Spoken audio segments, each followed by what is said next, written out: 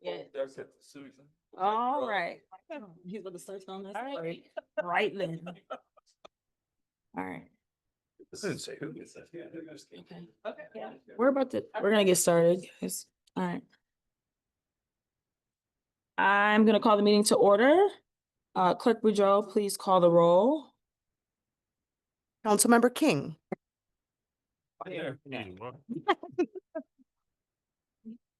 perfect timing. Mayor Pro Tem Wilcoxen, Present. Mayor Brown, Present. Councilmember Fellows, Present. Councilmember Tucson, Present. Councilmember Simmons, Here. Councilmember McLean. Here. All present and accounted for. All right.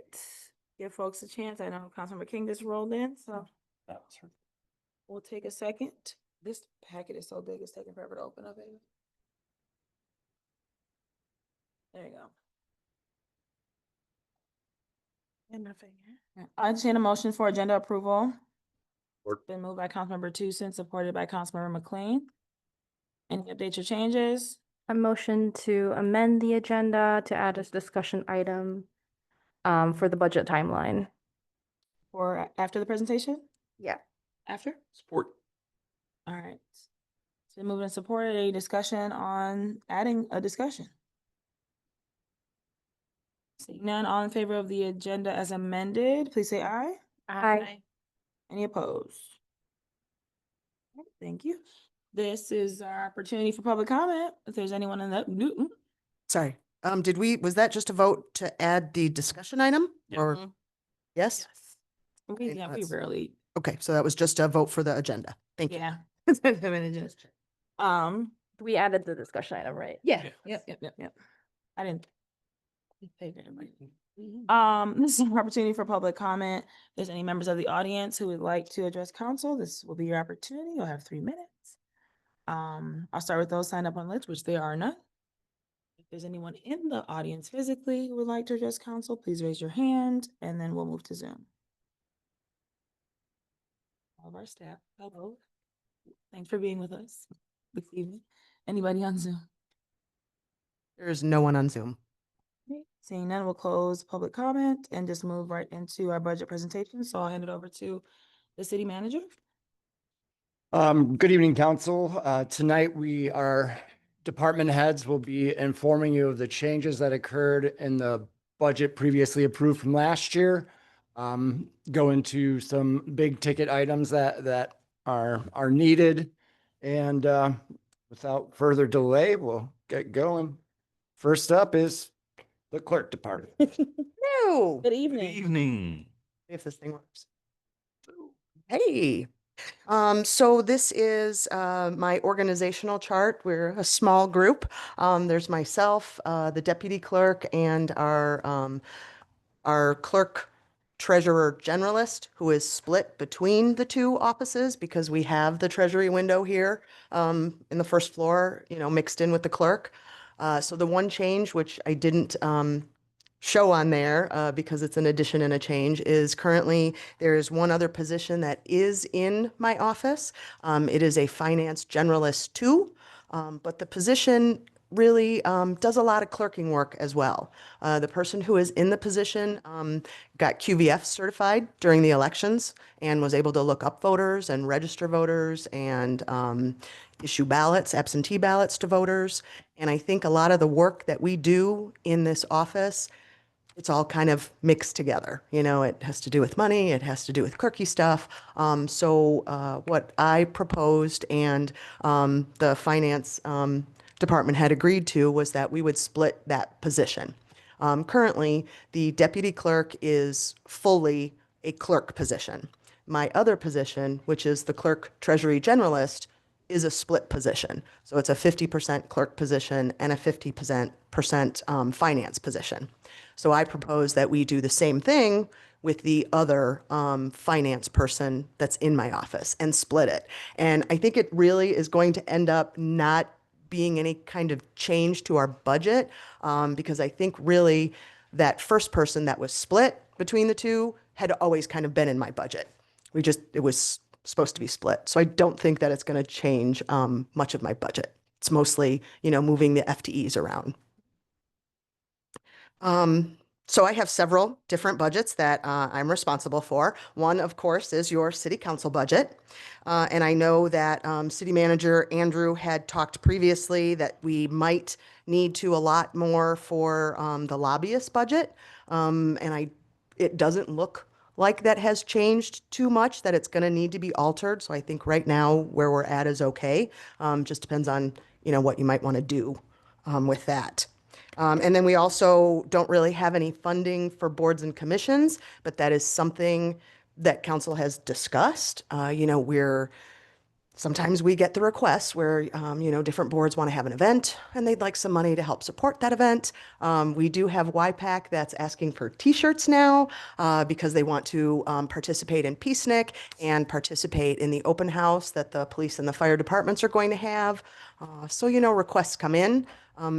And it's not something that we've really budgeted for yet, but it's just something that, you as council can consider what you'd like to do. I guess I should move. Okay, so that was the city council budget. And then the city clerk budget, which is, all of our licensing that we do. The biggest part to this is the marijuana revenue. And I have reduced our revenue a little by $5,000 because of attrition. Council had passed a resolution that you wanted it to go from 14 recreational facilities down to 13 with attrition, and that happened through this renewal period. There was one business that just kind of closed down, Skymint, and so that reduced the number from 14 to 13 with 2 current grow facilities. So that I reduced the revenue because of that. Voter registration is basically for elections, and our, asks this year are much lower because we don't have any elections this year, which is wonderful. But next year, the funding, of course, requests will be much higher because not only will it be local elections, but it's the gubernatorial elections as well. So we'll have 2 for sure, August and November next year. And then I'm also hoping that with no elections this year, my office can do more outreach. And that's something that I'd really like to work on if we can find the time to do it. We do have National Voter Registration Day in September, and then it's also National Voter Education Week in October. And, I'd like to partner with the university, maybe even with some local schools, going in and, trying to educate the voters more. I will say it's really hard to do when your community doesn't have an election.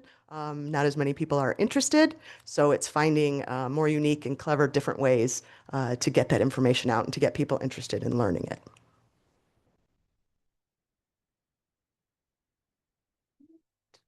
Insurance, that's another one of my big responsibilities.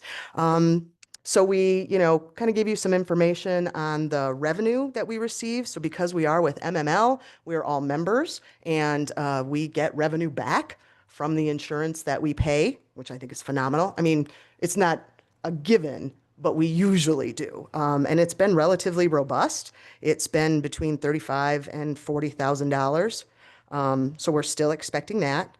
And the general liability costs, we're averaging about 5 to 10% a year in their increases. And so that's all reflected.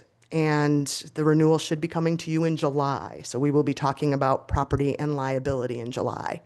And just from personal experience, I wanted to let you guys know that I've been working with the MML, and they are wonderful to work with.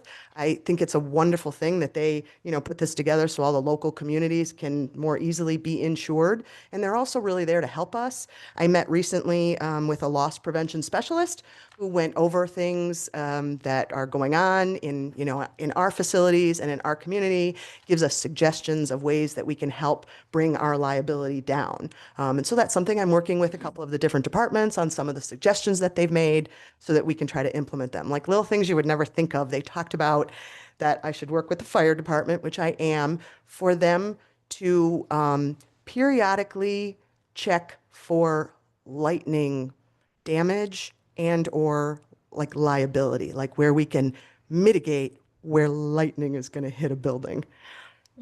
And it's crazy to me that we can do that, but that is something that we can work on. And then my last piece is the Administrative Hearings Bureau. And this takes up a lot of our time. I have increased the revenue by $10,000 because our revenues have been going up substantially. And then I've also increased the fees for the liens and the judicial fees. The judicial fees are the $10 per case that's required by law that we don't have choice. And then the lien fees have been higher this year because with all the turnover and the attrition, we were behind on filing liens, on releasing liens, and on transferring them to the special assessment role. So my staff worked really hard, and we are pretty much now caught up with that. But there were some extra costs this year for all of the filing of the liens and the releasing of the liens. So hopefully those fees will go down next year. And that's everything for me. Does anybody have any questions? Questions for Clerk Boudreaux? Councilmember McLean? Thank you, Mayor. A couple of areas. First, just to clarify, as you were talking about the change in FTEs in your budget, if I understood correctly, so we're moving from 2.5 to 3.0 FTEs? Is Yes, that right? Okay. yes. And is there any reason we wouldn't make that accurately reflected in the budget and if there's somebody that's shared with another department, why wouldn't we just simply move that to that department? So when I came in and started looking at my budget, we kind of realized that I already had 3. So the person that we were sharing had not really been shared financially anyway. Right. I was paying for all of it. So that's why it's not really a change. Does that make sense? And at least in terms of financing. I mean, I think there's going to be a few dollars because of the pay rate for the 2 Yeah. people. But It makes sense if that's the same, but I guess my question is, going forward, will your budget accurately reflect your FTEs? And that might be a question for Finance Director. I would say yes, I think so. But yes, I would follow up with Reagan. I do believe that Reagan has separated that position in this budget. Thank you. Thank you, Mayor. When you talked about the insurance, so what drives that? If I understood it correctly, that's maybe a rebate? And first, is it something that is a pretty steady amount that we've been getting back in the past few years? And what drives whether it goes up or down year to year? I think it has been increasing. But they, of course, can never guarantee that. And I think it's twofold. It's one, that they invest the money, some of the money. So it depends on the return on the investment. And then I think it also depends on, you're a finance guy. They do all of the actuarial numbers and they figure what they expect that they're going to pay out on claims. And if they don't pay out on so many claims, they have extra money. Further questions for Clerk Boudreaux? Mayor Pro Tem? I guess thanks for the presentation. The cannabis permit. We had 14. Was never where we had 14. So again, We it had was 13. it Oh, was 10. Then okay. before I was here. Council wanted to put a moratorium on. But we had one that was in the process of switching from a micro to a regular retail. And so council had wanted it to be 13, but because that one was in there and it would have made it 14, you agreed to 14 with 13 by attrition. So we are now down to 13. I was under the impression, so Scott Mint was here on Michigan Avenue. My understanding is that the permit wasn't reapplied for from our good friends down in here either. So does that bring it down to 12? One, sorry. Not in this budget. They did apply, but their permit wasn't awarded. Okay. So we still got their money. Yes. Yes. Okay, thank you. That's explains it. Further questions for Clerk Boudreaux? Councilmember Fellows?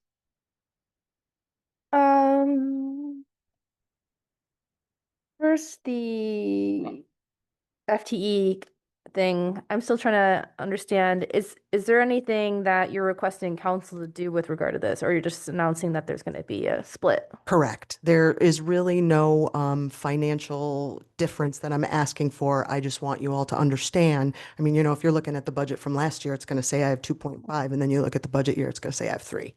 So that yes, any changes should be brought to you, whether they're financial or not. Understood. And then how much does the Administrative Hearings Bureau cost, and how much revenue is it bringing in? So that's a little more difficult to say because it spans more than just my department. A lot of it falls under the building department because it is the building department's enforcement officers that go out and issue the tickets. And then it is my staff that handles the paperwork for the court, processing all of that, and they're the court clerk during the court.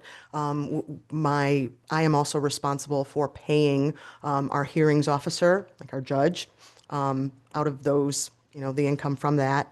We also schedule them, and then the clerk staff is here for the meetings, as well as the building department staff are here for all of the hearings. So it's shared, and that would be something that we'd probably have to work up for you. Does the city manager have any estimate? Oh, So. also the legal department too, also. Yeah. So the court is fully funded by the fees or the fines. But we'd have to look at the amount of time that code enforcement stays here, the amount of time that the attorney stays here, which is they go once a month for the formal cases. But it's difficult to quantify because it varies. And I was But the also court reminded itself is fully funded. that some of the tickets also come from HDC, so from, our historic planner, and also from our planner. They Yep. both can also issue tickets. Are we estimating then we're not running at a surplus? We're running at a deficit for, I don't know for sure, but there's a lot that goes into it, yeah.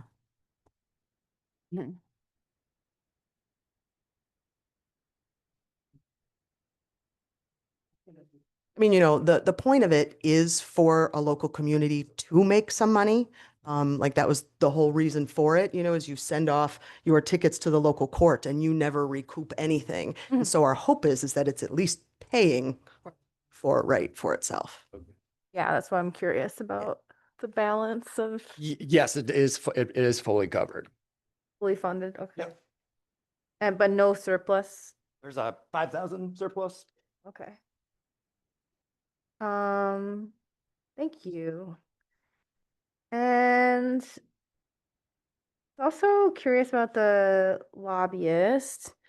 Do we have any concrete things that the lobbyist has achieved for us?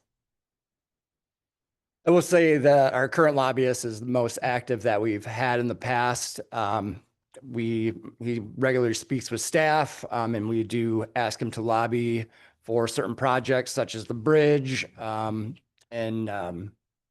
the DPW yard. So he is there and he does, argue on our behalf. In the past, it was since the township uses the same company, we didn't always get our fair share. And I do believe Dwayne is doing a really good job.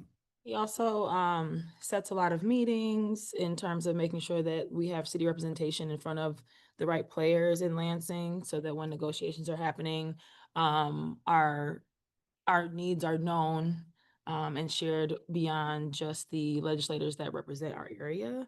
And that has been really helpful, I would say, in securing the funds that city manager talked about, because previously we did not have that kind of reach or connectivity. And I will comment further that the contract is on it. We have it at a yearly renewal.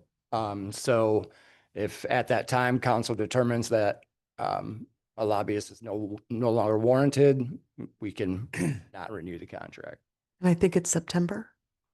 that it's Yes. up for renewal. Between now and then, it'd be good to have like a report of what was done for the work of the contract and then also know what like real material things came out of the contract services? I do believe that the lobbyist provided that at the last renewal, and I can look it up and forward it to council. So I'm wondering if Councilmember Fellows is getting those monthly updates that we get from them. Because I get an email, You don't get the legislative updates? I get one like Okay. maybe bi-weekly almost even of what they're working on. So this came up a couple of I years. was gonna say, so maybe some of you are and getting it. When the contract was up, a number of us had the exact same questions. What's the accountability and what can you show us that you've actually done? Because a lot of the things that were presented at the annual report were also things that you know, our state rep and our state senator had also been working on. So the question at the time was, how does what you're doing differ from what we're getting from those folks? And you know, it was a pretty embarrassing report that we got the year that we threatened to cancel the contract. And so they did some reorganization, left the pricing the same as it had been. So we're, you know, they were going to go for a price increase, and we said, well, we're going to go shop around. And so the person that they assigned to this, the person that was involved, who was the founder of GCSI, is no longer our representative.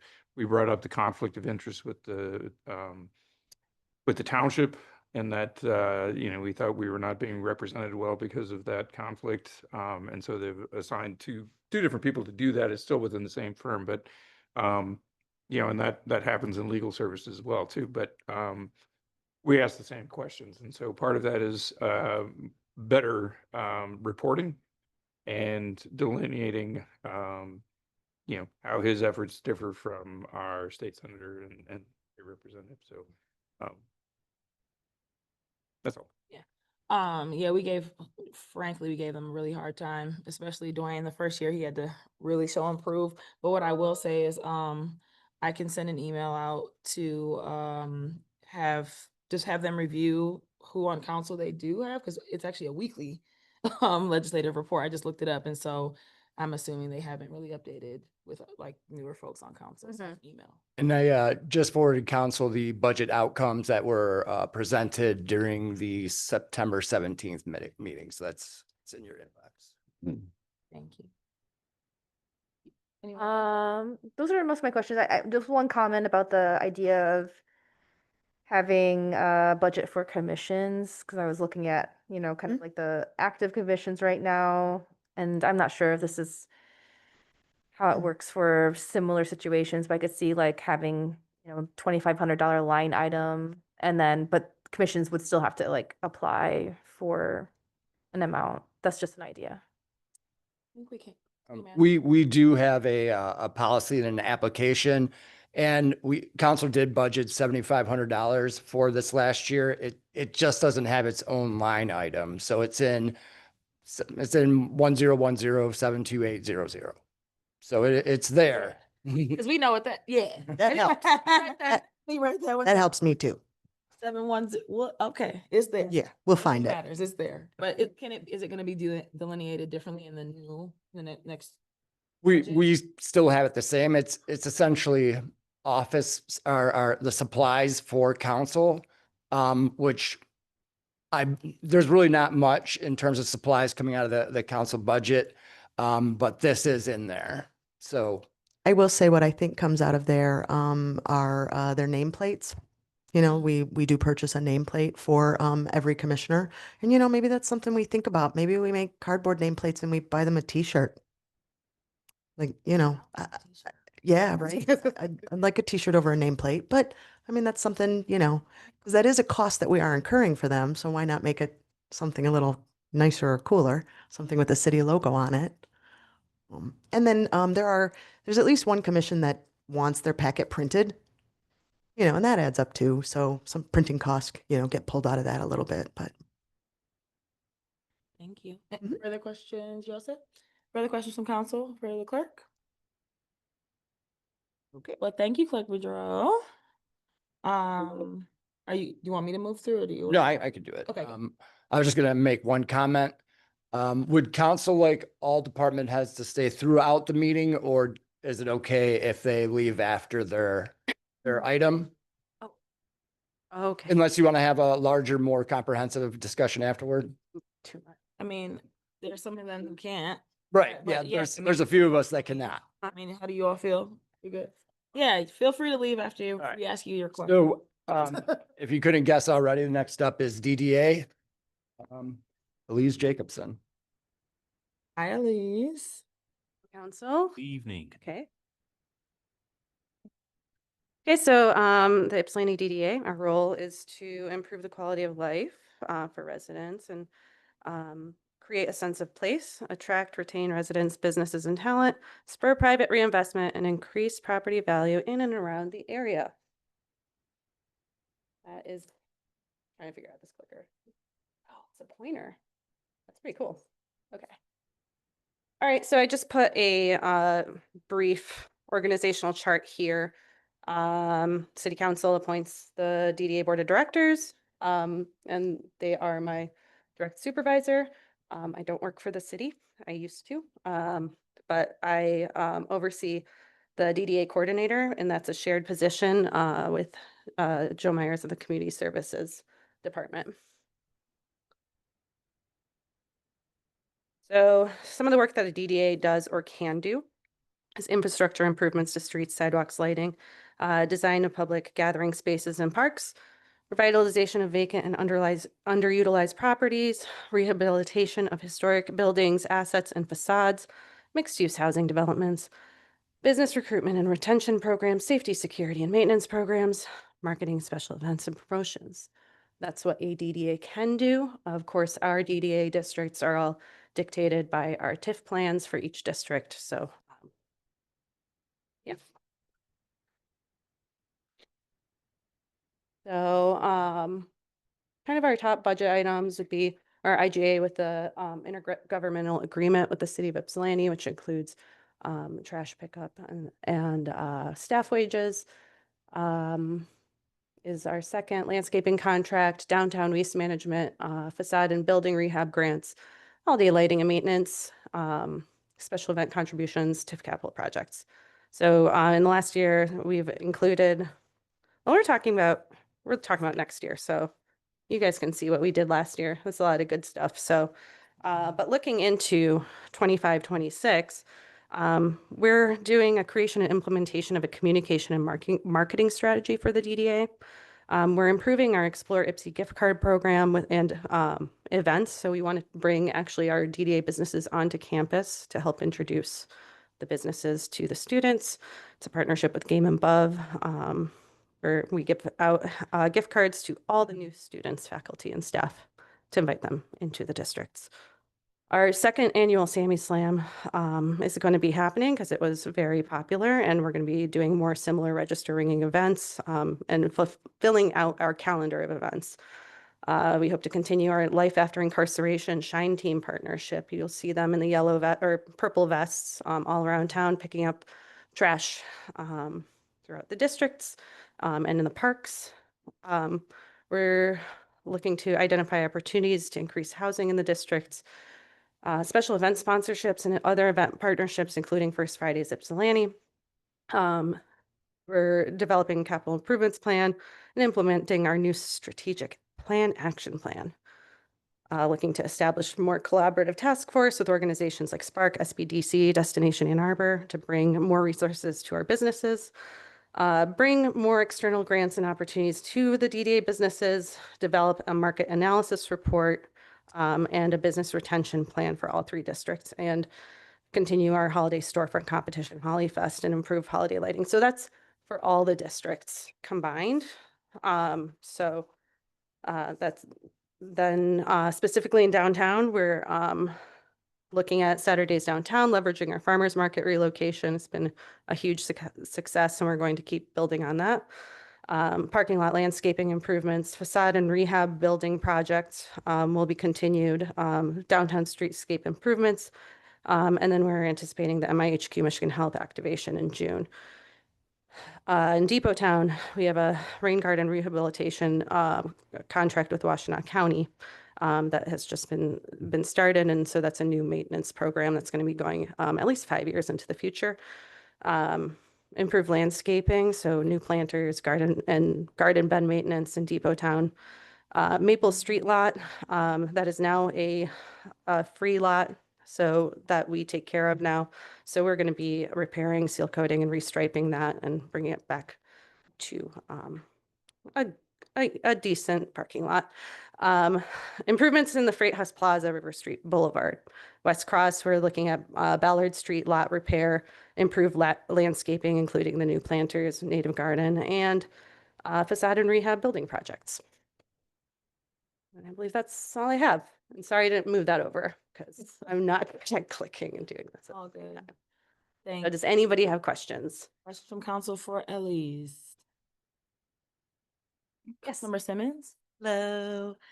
My question I saw in a DDA work can do was mixed use housing developments. And then when you said one of the things for this year is identifying opportunities to increase housing in the district. So I'm interested to hear more. I mean, so do we have a budget to build housing in Ypsilanti? Now, no, we don't.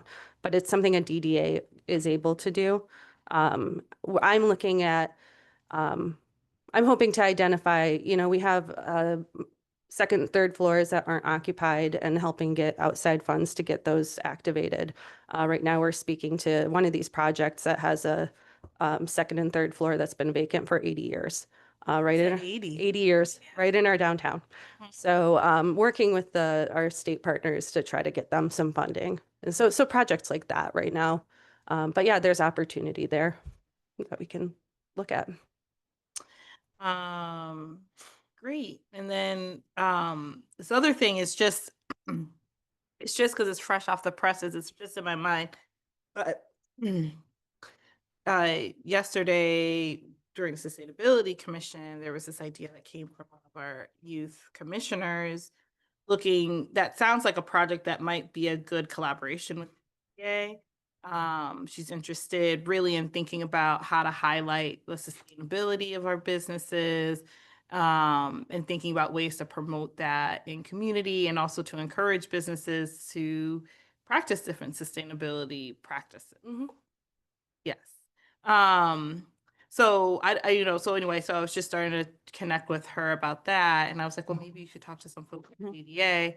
I don't know if that's something that there might be interest of and like how she would be able to move that forward. Yeah, connect her with me. Is it kind of just like building sustainability, or is it like getting styrofoam out of? I mean, I think the it's a restaurant couple of like, yeah, sort it's of like thing? kind of, yeah, I think it's a couple of those different Okay, layers. yeah, And yeah. it's still it's like I said, it just was a proposal. And anyway, I was like, well, this might be a good connection and, Yeah, no, absolutely. I'm personally interested in that sort of stuff too, and that would be a good collaboration. So Cool. Send her my way. Councilmember McLean? Thank you, Mayor. Thanks for your presentation. Could you talk a little bit, just kind of back at a high level, about your budget? Where are your sources of funds? How much are you using each year? And how much of that is already nailed down? How much of that is potentially still to be determined? Well, so I wish I had it all in front of me, but our funding sources, TIF revenue, and we have for all of our districts, downtown, we also have our downtown dumpster revenue as well. That basically pays for the dumpster services that we have. We did have a little bit extra this year come in from TIF revenue that was not anticipated. So where we were operating a little bit of a deficit in all the districts, we're a little bit closer now, and we're in surplus on our downtown district. So How much ballpark do we bring in revenues in a year? So downtown this year was about 450, Depot Town 118, West Cross was 130. Okay. And I can give you, I can show all that to you at some point. Yeah, I actually would love to. Actual Yeah. numbers. All right. Thank you. Yep. Further questions for Elise? Mayor Pro Tem? Thanks. Councilmember Simmons asked one of my questions about the housing, and how that would work, in the downtown, district. Also, a question about the funding for the Freight House Plaza. Is that Mhm. funded through the TIF or is that an outside grant? Yeah, So we were going for an outside grant. We did not get the outside grant. It was recently announced. So we are pivoting a little bit. It was, we were asking for $1 million grant. The project at 1.6 million. So we were looking to do some bonding, and then we also have put aside $100,000. So that's how we were going to pay for it. Now that we don't have the $1 million, the beautiful plaza as presented will not happen. So we're at the point of pivoting and working with the city and seeing where those funds are going to have the most impact. Obviously, there's Very, very sad news for us, but it opens up my summer as well. So and the obvious connection to Frog Island parking lot is coordinated. Well, it's not a coordinated effort at this point, but I would like it to be. yeah, and looking at the parking lot adjacent to the freight house as well, there's a lot of needs. One of the reasons we looked at the freight house in the first place is because the accessibility of it and the trip hazards and the trees there are overgrown and pushing up bricks and just overall not safe. So kind of figuring out what it's what do we prioritize and Yep. that sort of thing. These are all kind of programmatic questions. We had somebody in here asking for a waiver on an event in Depot Town on the street, and so question of have people petitioned DDA for funding for those kinds of things? Seems to be a direct we benefit just- to the business. So we just had our grants committee review 9 special events, 7 for downtown, 2 for Depot Town. And those will be headed to the board for approval on Thursday morning. So they're getting some funding. I think there's a little bit for everybody that applied this year. The applicant that you were speaking of did reach out. We do have some extra funding we have funding that hasn't been spent or hasn't been allocated in Depot Town. So they're going to be going through next month's round of sponsorship. Yeah, The if you other know anybody doing events in West or want to do events in West Cross, let me know because we've got funding there, a little bit in Depot Town. And back to the sustainability, I've noticed folks from downtown businesses taking their recycling out to boxes on the curb, or walkers and passersby and things like that. So I know there's the dumpster program, but is there a recycling program from downtown businesses? There is not. That's something I'm interested in doing as well. We allow in the dumpster enclosures, there is a cardboard recycling, that doesn't serve everybody. It serves restaurants. But the residents that use it, they don't have that access to the single stream. But also in one of our enclosures, we had such a problem with people contaminating it that we had to take it away. So unfortunately, we don't have that, but open to expanding that because I mean, if I was a downtown resident, that's something I would also want to see. So. And the last thing is, there's been a number of times this has come up in council, but I don't know if it's ever come up in the DDA in terms of public restrooms, joint funding for that. Yeah. So, we had a conversation with the city and Throne and so in that way. And that was just a few weeks ago. So something that we are open to looking at, and even, if it comes down to porta potties, just finding the right partnership and what we're going to do, because it's something we'll have to tackle together. Thanks. Yeah. Further questions for Elise? Councilmember Fellows? Hi. Hello, from this list, which are the TIF capital projects? So that will be stuff like, which list are you looking at? 20, 24, 25, 26? Either, I'm just trying to get Either. an idea of. Yeah, so when We, any like the more of the infrastructure projects that we do, like our drinking fountain, things like that. It's a little bit more of a loose account where we are able to do, that doesn't fall into necessarily landscaping or anything else. We'll also do some of our, like our EMU program does come out of that as well. Okay, related to that, so this week I went to Depot Town to count the benches. There's 16 benches in Depot Town and mostly one city block and or even one street, so one side of a block. And far fewer in downtown. Also, very nice water fountain in Depot Town. As far as I know, none in downtown. So considering that the downtown is pulling in so much more in the TIF, like are those going to be put into infrastructure improvements like benches and water fountains and Yeah, possible bathrooms? So as far as benches went, we used to have a shared streetscape furniture program where the business owner would split the cost of a bench or something like that with the DDA. We're not continuing that program anymore because we have to coordinate with DPS. There were some issues that came out of that program.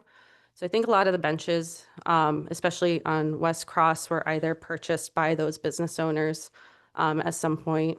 I've seen maybe 2 benches go up in probably the last 5 years. So there is a possibility of, working together with DPS of identifying some benches in town, especially, if we have more budget to do something like that.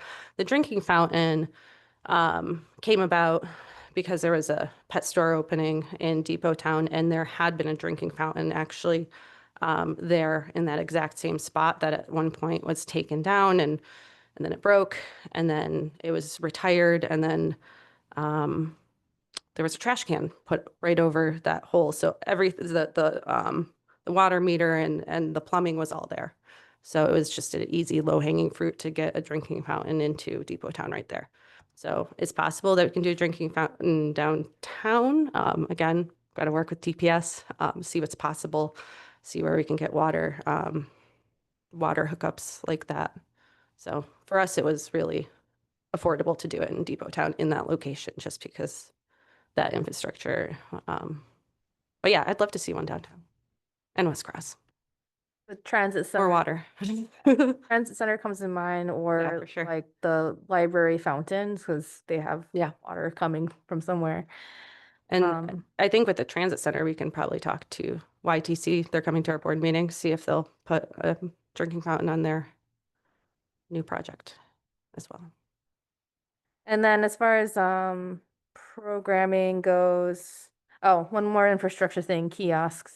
We've talked about it, but I'm just bringing it up here again. Kiosks. There's been a lot of like online rhetoric, kind of like, flyer wars between business owners and residents, and I think we're long overdue for kiosks. So some sort of partnership between the city and DDA for that would be helpful. Yep. And you brought up the farmers market on Saturdays. I didn't get to make the first one, but I saw in the pictures that it's like South Washington shut down for that, which is cool. So I could also imagine some sort of program and incentive to bring local businesses to shut down North Washington too on Saturday. Yes. Oh, sorry, didn't mean to interrupt you. That's kind of what we're looking at. So it's a really good opportunity for all of our businesses to leverage the foot traffic going to the farmers market. So we did encourage them, hey, like expand your hours 9 to 1. If you don't do a brunch, or, we gave them a menu of what the farmers market's going to be featuring and fresh produce, make a special on that. Bring your clothes racks outside. So it's an organic growth I've already have business owners that are making plans and getting excited about the first 2 weeks that they've had this. And so we're hoping that and naturally that we are able to make something bigger out of it. North Washington Street is a opportunity.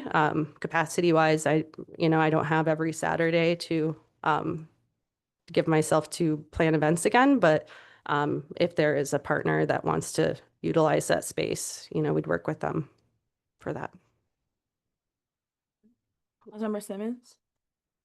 Yeah, just with this line of questioning, it just brings up, and I know you were also talking about different grants and things, and it just reminds me of different sessions that I know a few of us have been in that have been a lot around like placemaking. I've never heard placemaking as much as I do when I'm around municipal trainings. But so, but that's like one of the things that come up a lot. And I know that people have talked about, like closing down Washington and making it really a different kind of space. I mean, the street needs like to be totally repaved, so it may as well become something else at this point.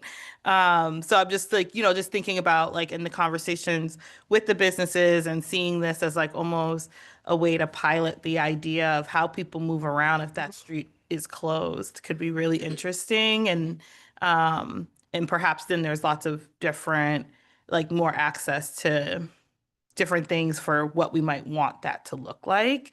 I know one community that we saw where they did things where they were like got rid of the curbs in that space and in their kind of area like that. And so anyway, I know that I'm sure that there's lots of things on people's minds, but just lifting that up. Yeah, when I first started at the DDA as a coordinator back in 2018, I think that was my first task, was to talk to all the business owners and how they felt about having Washington Street become that curbless event street that you see in your master plan. And so we started talking about it. It didn't, I think a lot of other things came up between 2018 and now that it wasn't possible to really move forward with, but that's something on our horizon that we want to see and that's our big downtown project. We're not quite ready for it. But yeah, I think that curbless event street plaza area is what is in the master plan and what we'll be looking to move towards hopefully soon. Councilmember McLean? Thank you, Mayor. One question I forgot to ask you earlier. What have we done? What are we doing to welcome all the new folks that are part of the U of M Health Center building and project? So one of the things is we, through the Explore IPSI program that we have with EMU, there's a platform that we are able to utilize called, it's called EFD, but we made a community card, Ypsilanti DDA community card. I don't advertise it a whole lot because our business is like real gift cards, not digital gift cards that are used everywhere, but it's a real opportunity. So MIHQ wanted to pay all their contractors to go visit downtown businesses. So basically we got these downtown businesses to sign up and they were able to give these gift cards to the contractors and the guests for them to use around town. And so that can be done at any amount. So that was a first welcoming.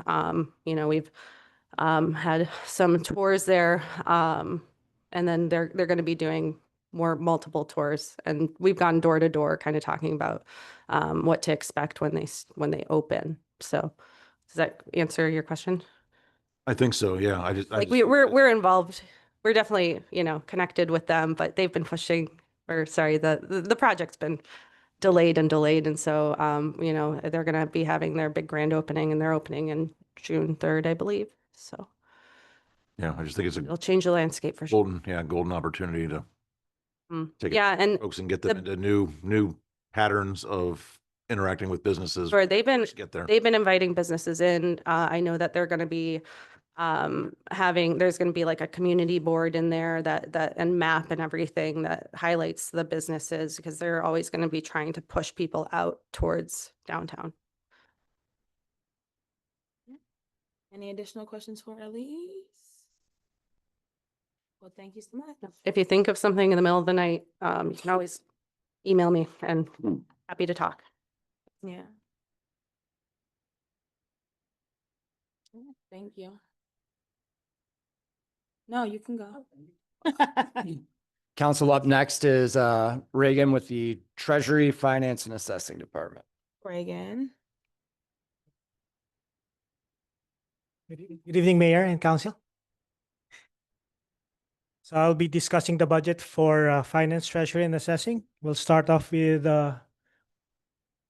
we're going to look at our organizational chart, responsibilities for each division, and then the budget requested for these divisions. So the Finance Department operates under the direction of the City Manager and is led by the Finance Director and Treasurer. The department is organized into 3 divisions. The Finance Division, overseen by the Accounting Supervisor, supported by an accountant and 2 finance generalists. Treasury Division is staffed by 1 finance generalist 2, and Assessing Division is supported by a contract assessor. There's our team right there.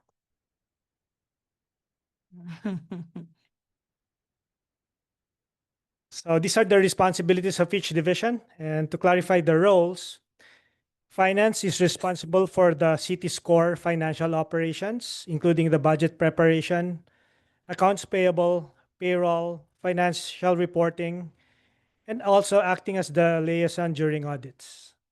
Treasury handles the investment of surplus funds, tax bill preparation and collection, managing accounts receivable, and ensuring the timely collection of all city revenues. Assessing oversees the assessment of all city properties, manages property valuation appeals, and conducts field inspections to ensure accurate assessments. Budget requested. So our staffing remains the same with 1 key change. A finance generalist position is being upgraded from a part-time to a full-time position. Assessing services will continue under a contracted arrangement with no changes anticipated. Our operating expenses will still include audit fees for annual external audit for financial compliance. And then we also have professional developments supporting staff training, certifications, and continuing education. We also have membership and dues, includes professional association fees to maintain departmental standards and industry connections. 24-25 and 25-26 amended budget. So for fiscal year 24-25, under the strategic goal number 5, infrastructure and investment, we have allocated 250,000 for the BSNA software upgrade. So this was critical investment aimed at modernizing our financial systems and enhancing operational efficiency. So for fiscal year 25-26, our focus shifts on staffing capacity. We are upgrading a part-time finance generalist position to a full-time position to support the transition from biweekly to weekly accounts payable processing, ensuring our goods and service providers no longer have to wait extended periods of time for payments. Additionally, this has been discussed by City Clerk Boudreau. Finance generalists in the Treasury Division will be jointly funded by the Clerk's Office and Treasury. This will be cross-trained across departments and receive supervision and direction from both the Finance Director and the City Clerk. So these staffing adjustments result in no budgetary impact.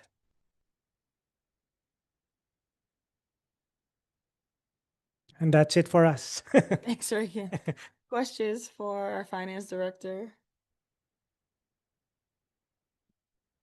Councilmember Fellows? Does your department have any vacancies or allocations, allocated funds that are not being expended? No. So we're fully staffed right now. Is that?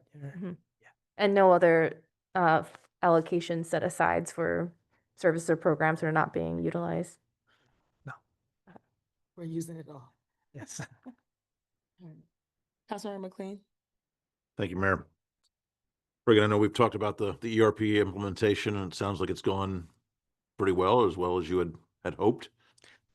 It was a challenge, but we're working through it. I haven't heard any other complaints from the different departments, but we're still training, getting familiar with the software. For the assessing part, we're gonna have it implemented this coming end of May. So there's gonna be some whenever we upgrade there's going to be a downtime with the city. So I think it's going to be a week. So just a reminder to the different departments. It will be done for a bit. I think I already sent the schedule. So assessing is a separate module. Is there other modules that will also come online over time? That's the only one because during the implementation, it was the busy time for assessing, and we did not want them to implement and then have it down, the system down during that time, and we can't do any work. So we found a time for the assessing department. We asked them on which time of the year they would want it to be implemented, and we found that this coming end of May is the best time for them. Yeah, I appreciate that. I think there's lots of good reasons to do things on a staggered scale when you're doing something that's significant. Good. Will there be other maintenance fees that we have to, we may have talked about this in the past, but other maintenance fees we have to pay going forward for that software? I think it will just be more of subscription now after the implementation. Well, one thing that happened though is when we implemented BSNA, we had to finish the other contract with our old software. So we had to finish up to June. I tried to negotiate if they could just stop our contract when we had our PSNA operational, and they said it's not that's not how they operate. So, but we just had a couple months. So it's gonna end this September, June 30. I think that's reasonable too, that you also have it, think of it as an insurance policy if implementation had taken longer than planned. Yep, and if ever they could still support us until June 30, but so far we were able to fully implement BSNA. Thank you. Councilmember Simmons? Hello. I was just going back to look back at an email thread that we had started at the beginning of the year where I was asking some questions about kind of our investment policy. And so, thinking about this investment of surplus funds and trying to think about how we would look at those in terms of where those investments are going. We've had, or I know I've received requests or questions regarding divestment in particular of our investments and asking kind of where our investments are focused and things of that sort. So what would be the best way to figure that out? And I was trying to see if there would be kind of budgetary things to think about in terms of any of those changes kind of at that point, but So under PA20, our surplus funds has very limited investment opportunities that we have for our surplus funds, and so we don't invest in stocks if so we don't really know like which companies. So where we usually invest is local government investment pools. So these are what we do is we have these agreements with these third parties, and we what they do is they're the ones who invest those funds for us. So they pull so all local governments money, surplus funds, and then they're the ones who invest it to opportunities that like smaller municipalities like us will not be able to avail if we're just investing our money. So if it's invested in a bigger pool, then we have more access to better opportunities, which has higher yields, but still it's still a secure investments.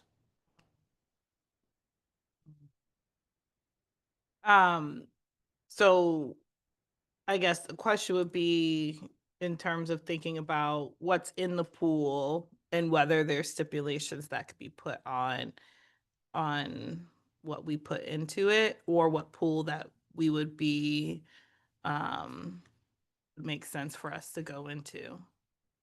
I know a lot of times they're kind of like grouped, like, like these different funds, and it's kind of like you go in here and it's like a lot of different hedge funds and all these different things that are a part of it.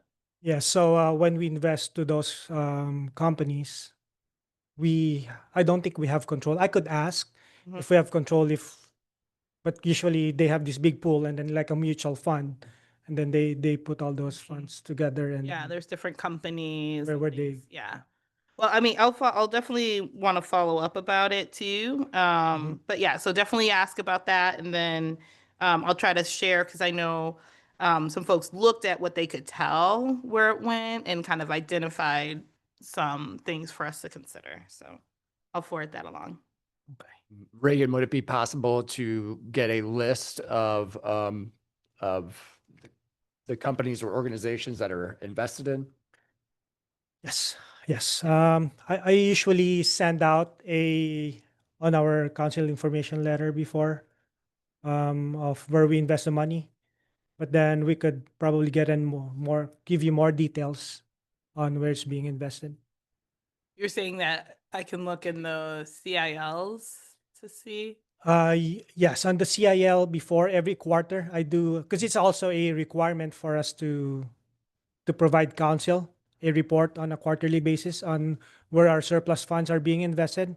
But it's not as detailed where it's really like per company where they Okay. put in. But I may be able to get a report from the third parties on where they invest those money. Thank you. Councilmember McLean? Thank you, Mayor. In response to Councilwoman Simmons' questions, I would think it might also be useful, even maybe more useful, to have whatever the investment policy is from the organization that has pooled the resources, right? Because if you just get a list of what they're invested at any point in time, that could change from day to day, week to week, year to year. But they may, for example, might be what Councilwoman is getting at, but for example, I know a lot of institutional investors decided we won't invest, for example, in tobacco stocks some years ago. But then that became their policy, and you could trust that that wasn't going to happen. So Yes. they should have a stated policy about what they invest in and don't invest in terms of risk and types of businesses. Yes, I will ask them. Yep. But then for us, we also have our own policy, which is compliant to the state of Michigan.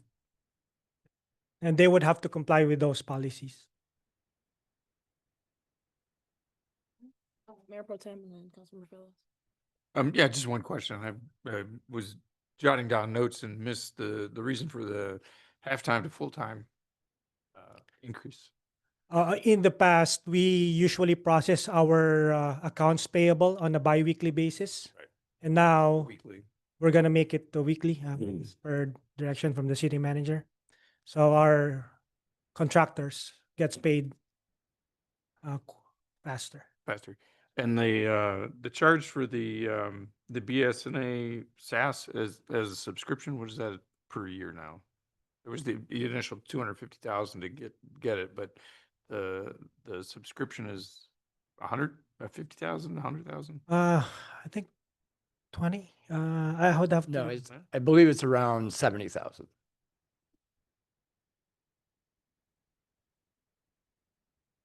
That will be across all modules. Yep. So. Councilmember Phillips, are you done? Yeah. Councilmember Phillips? Does that service include tech support and? Okay. BSNA, I think, has one of the best tech support. So it's the widely used software in Michigan right now. I wanted to just thank Councilmember Simmons for bringing up the investment portfolio. I'm also really interested in that. There's a number of cities that are starting to divest from Palantir, Raytheon, GE Aerospace. It's very specific kind of package of company. So yeah, definitely would be great to get a list and see where that's going.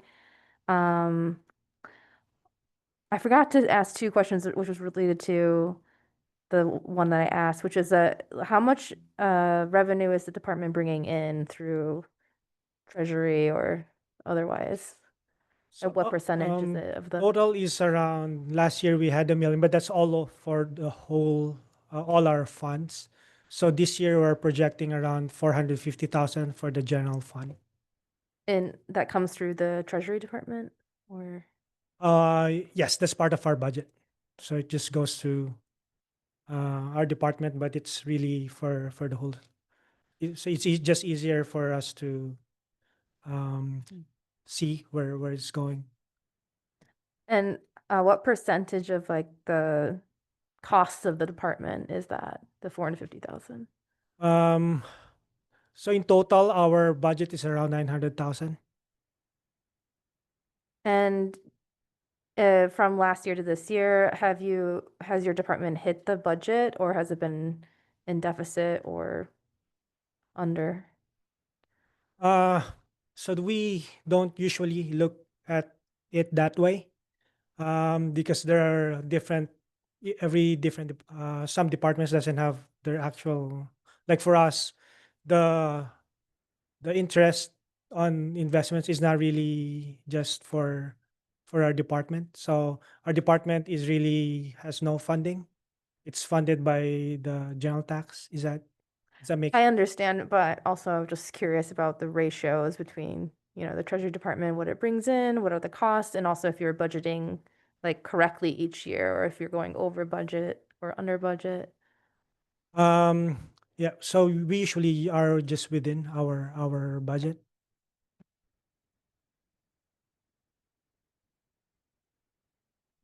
Further questions for Reagan? Thank you. Thank you. Welcome, Chief Habs up to the podium. Oh, okay. He's like, I'm like, don't leave it. Hi, Chief Hobbs. Good evening. How you guys? It's like, don't leave it. Give you some space here.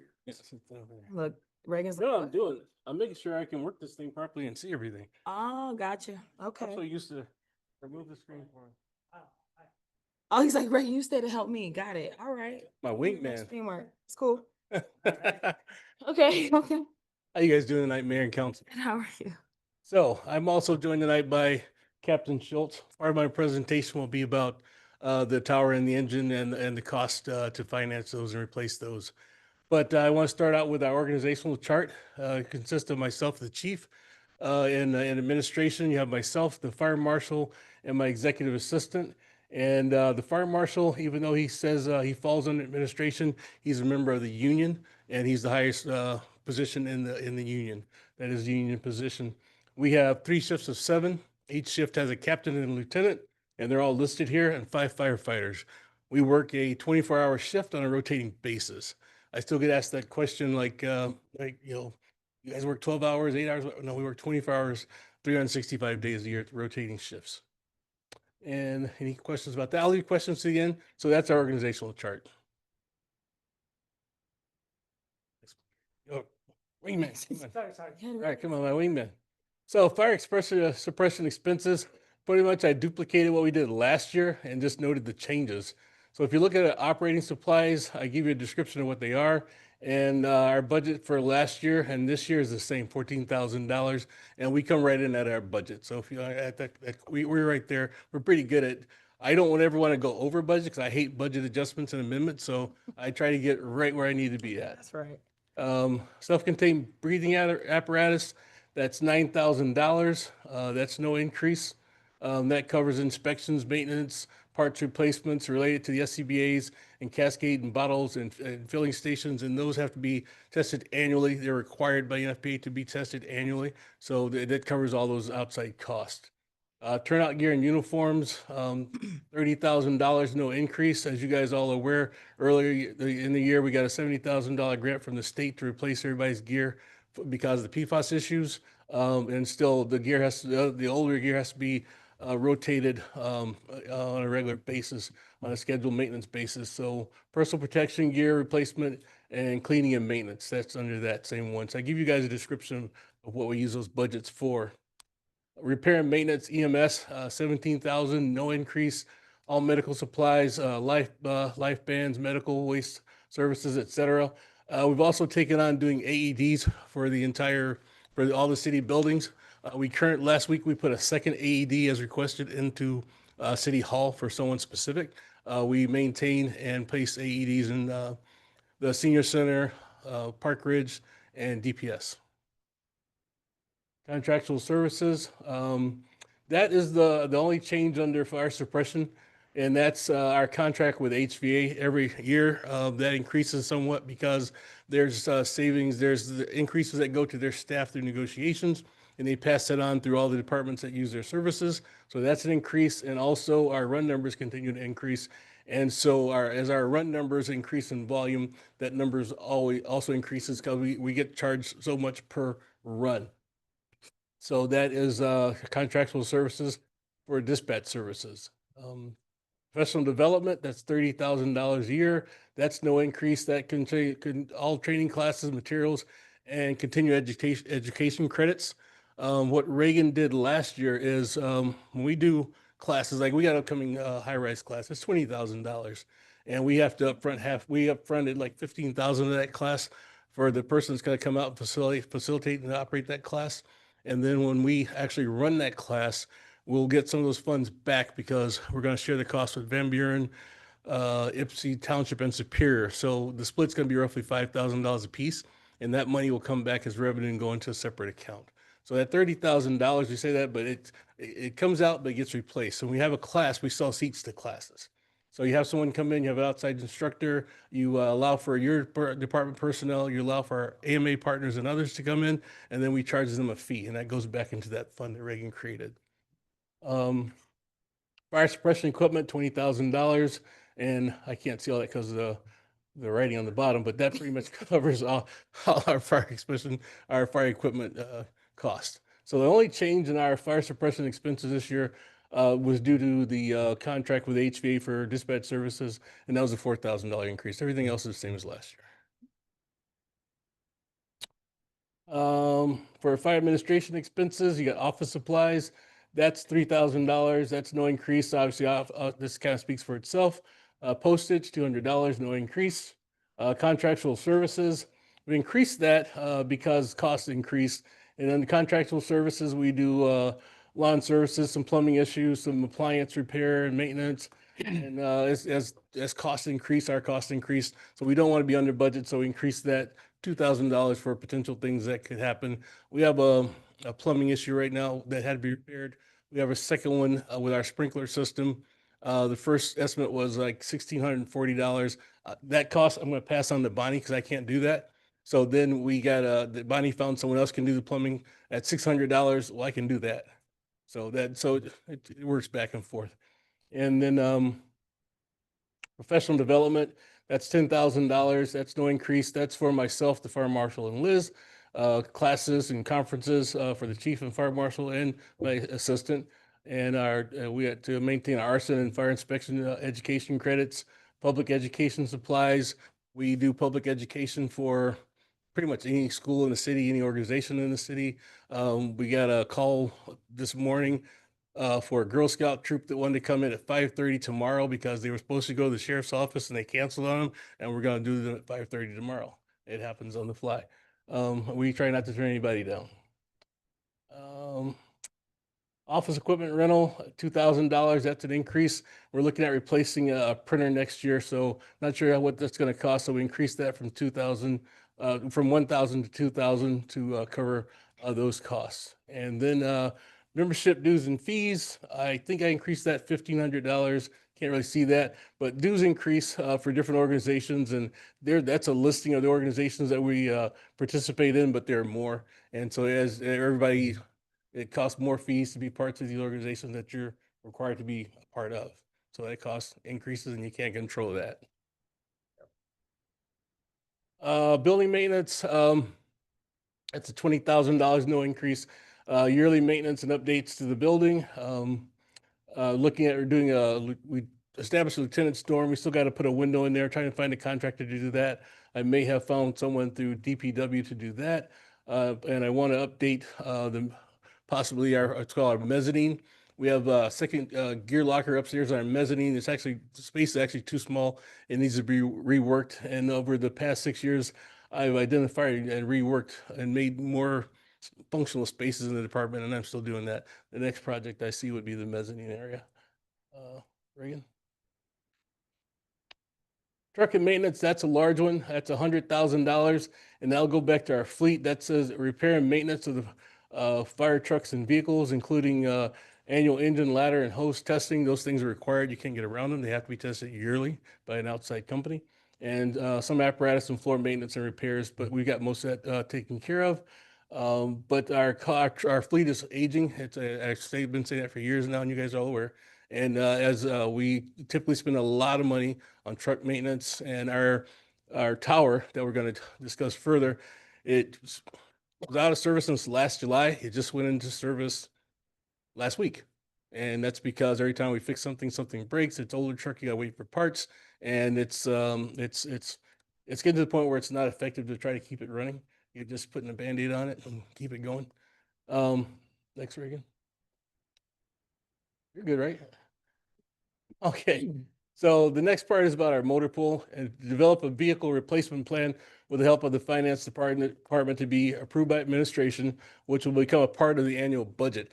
So we're finding out, researching this for the vehicles that, and with contacting other municipalities, from talking to Andrew and Reagan. It turns out a lot of municipalities, they have a fund to budget their apparatus. So typically Ann Arbor bought 3 vehicles this year. They spent $4 or $5 million. Well, they pay cash for all of them. Most departments do. What they do is when they purchase a vehicle, they know that in 15, 20 years, they have to replace it. So they start immediately putting funds aside to replace the next vehicle. And of the 5 agencies we located, only 1 actually financed the vehicle. And they had actually purchased the truck previous to financing the last one. But the majority of municipalities pay cash for their vehicles. So the motor pool fund, Tower 1 was purchased in 2007. Purchase price was $820,000. Replacement costs in 2025, we said 2.1, and we're going to have more into this at the next meeting. And then also on this one, that's going to be closer to 2.2 million.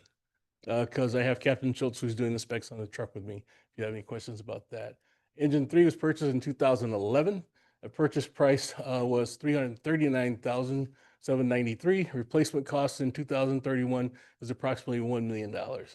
And so then, like I sent you guys literature and information and website and links to NFPA 1911 that basically says after 15 years, a truck goes into reserve status, and after 20 years, that truck should be out of service at all. And we keep them running as long as we can, and we do excellent maintenance on them. But at some point, they just wear out, and the technology changes, and you got to upgrade your vehicles.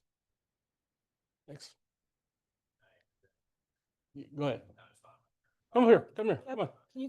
Come up. And then while we're waiting for him to come up, I'm just wondering, are you having a hard time hearing this, why the mic is that close? I'm just wondering. Oh, okay. Okay. Is this the only one you were recording? We're going to question. Okay. Come on up.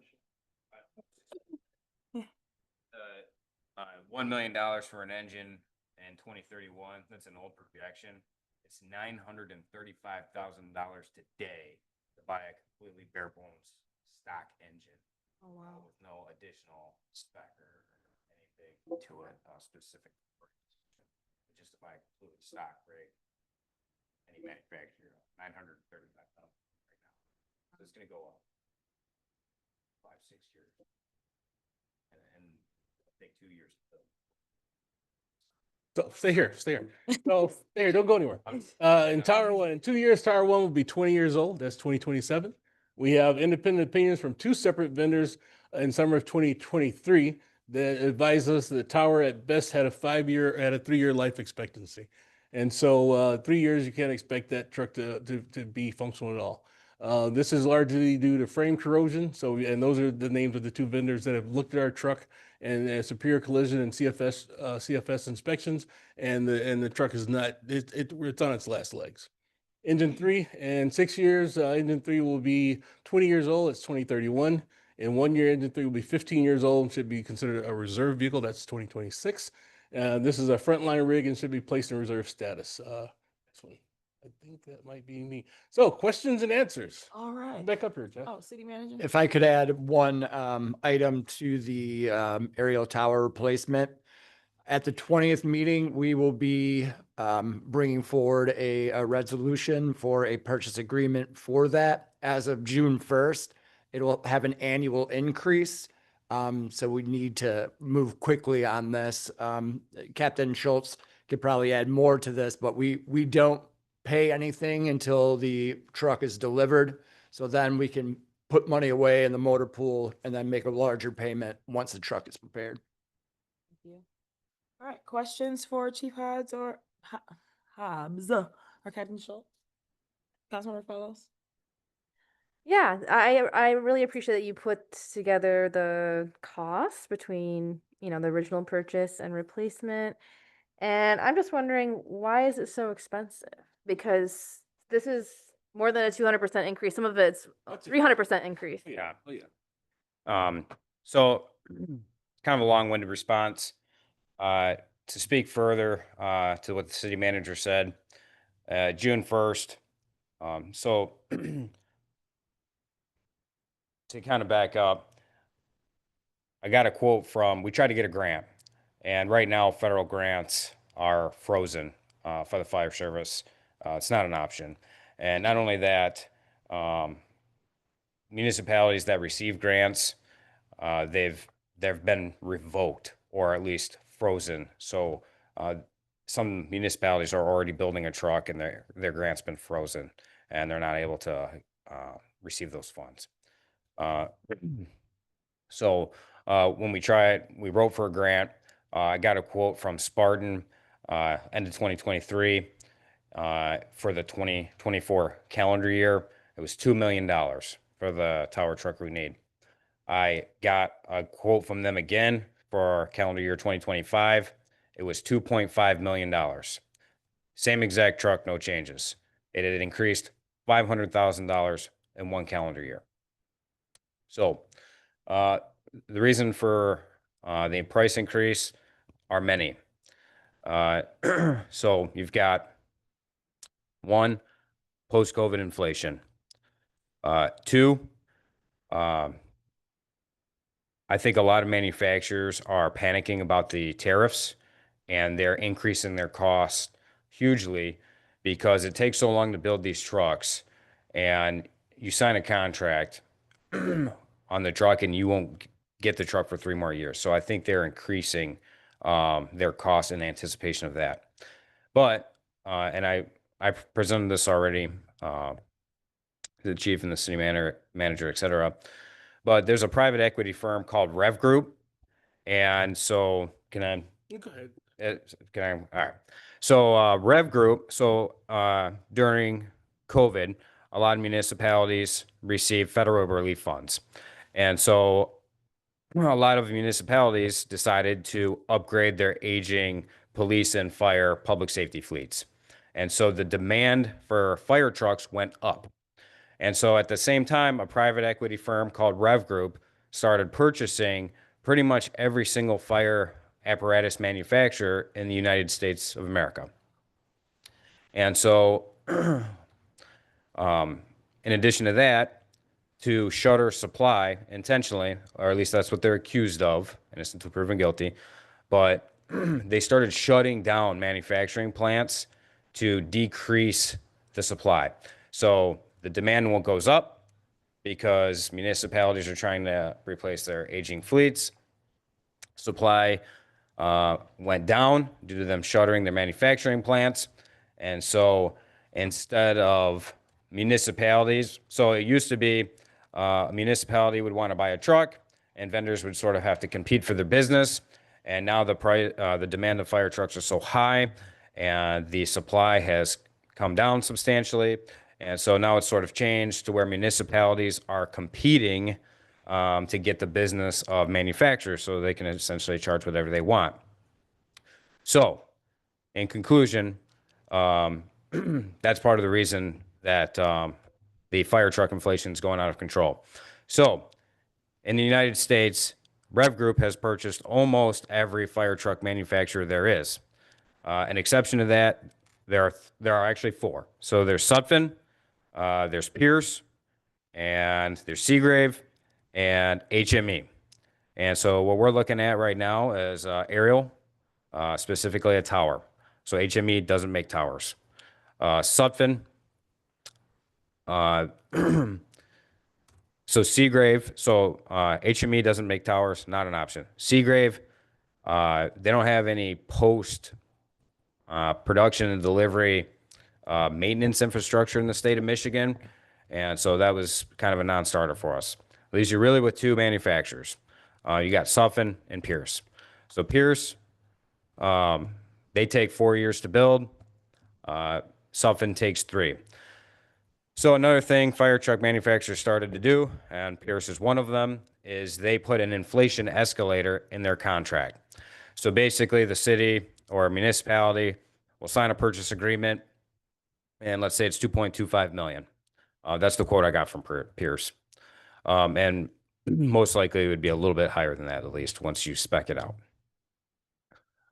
And so what they do is at the beginning of the 3rd year of the build, they reevaluate the cost. And if inflation is expected to be more than 5%, the purchaser pays the difference.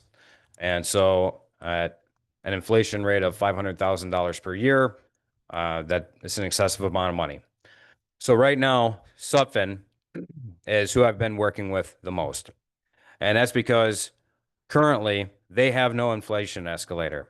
Their inflation escalate, they will have inflation escalator language, which is to prepare for possible tariffs on any build contracts post June 1st. So I'm trying to do my part to have a spec completely built out by May 20th, so that if it's approved, the city would have 10 days or 11 days to sign a purchase agreement to protect themselves from an inflation escalator. Another thing with Sutphen is currently, prior to pre-June 1st, you would be locked into the truck, the price of the truck at the time of the purchase agreement. So we won't take delivery of the truck for 3 years because that's how long it's going to build. But we'll be locked in to the cost at the time of the purchase agreement. And another interesting thing with Sutphen is there's no money down and you don't pay anything until the truck is delivered. And so, you know, obviously several reasons to go with them and work with them. In addition to that, if the city were to finance the truck on their own and they pay Sutphen up front, there's a 4% discount, and that would save the city roughly $90,000 or so. And that was another way to try to bring the cost down. But anyway, hopefully that was really long-winded with a lot of information. I apologize for that. But hopefully that sort of explained the reason for the current kind of inflationary crisis, I would say, with fire trucks in general, and why I'm really trying to get this done by June 1st to protect this. Well, because first and foremost, the fire department needs it operationally to provide adequate fire service and rescue and life safety. But if we can make this happen by June 1st, we could save the city a lot of hundreds of thousands of dollars. So we're going to have to get the truck at some point, no matter what. But I'm trying to get it done by June 1st to protect the city from the inflation escalator. And it's mutually beneficial, obviously, to the fire department because we would get the truck quicker. And our current truck is, the most polite thing to say is very unreliable with excessive downtime and maintenance and repair issues we've had with it. And in 2 years, it'll be 20 years old. And and it's going to take 3 years to build the new truck. So it'll get here once the old tower's 21 years old. So hopefully that answered everything. That's a great explanation. Yeah. Thank you. Very thorough. I think Councilman Fells was asked the last question, so I just want to make sure. Yes, thank you. Yeah. for the explanation. I suppose this might be for Chief Hobbs or for Reagan or anyone, but same kind of questions as I asked last time. Is there any vacancies that are allocated for they're not filled or Fully staffed. fully staffed? Great. And I did notice, you know, in the administrative expenses, like there's some increases, not many, but also there's no decreases. So does that mean that you're zeroing out your budget every year? We don't zero it out. We come pretty close, but we do that on purpose. We budget, we figure out every year, budget is based on the previous year and the previous year and the previous year, and it goes back since I've been doing this. So it's an estimate, and it's a point where I know I can work within that range and not exceed that. And I don't, like I said, I never want to, I've only had to ask for budget adjustments or amendments once or twice. And that was because I underestimated HVA's increases to their service contract. And I try not to do that. I try to be more exact. So it's not like there's wasteful spending there. It's just I try to be kind of precise, and based on last year's budget, I know exactly what I need because I'm pretty much purchasing the same things over and over and doing the same things over. And so I kind of know what I'm going to spend. Thank you. Councilmember McLean and Councilmember Matthews. Thank you, Mayor. You mentioned that you're fully staffed. Has there been any turnover over the course of the year? What now? Has there been any turnover over the course of the year We yet? had a gentleman leave our service just over about a year ago, and he worked exactly 1 year. Young guy, very good, excellent firefighter, and got out of the fire service altogether. And so we've Fair gone point. through a couple hiring processes to get to the one person that we did hire, and he came from another department, and we're pretty sure he's going to stay here. I'm pretty confident that the staff I have is going to be here, and I don't see anybody leaving. So that saves us in terms of training costs, I assume. Yeah, but what the thing about us, when they come to us, they have to have their firefighter 1 and 2 and their EMT. We have to get them their PHTLS because that's specific to the county and some other training. But for the most part, when they come, it's just about training them and educating them on how we function, what we do, and what we expect from them. And there's benchmarks that they have to meet. And once they meet those big benchmarks, they'll get a badge and certain things. They go from probationary.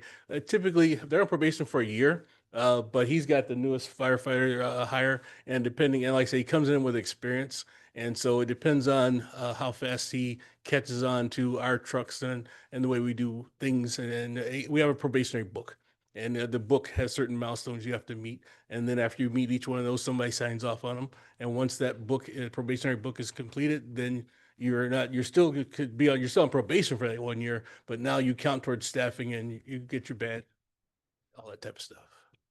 Thank you. We'll get back on the question of the trucks. So Thought you were done. any sense for how much in the manufacturing of those vehicles, how much of those component parts might come from abroad and potentially be subject to tariffs? Sure.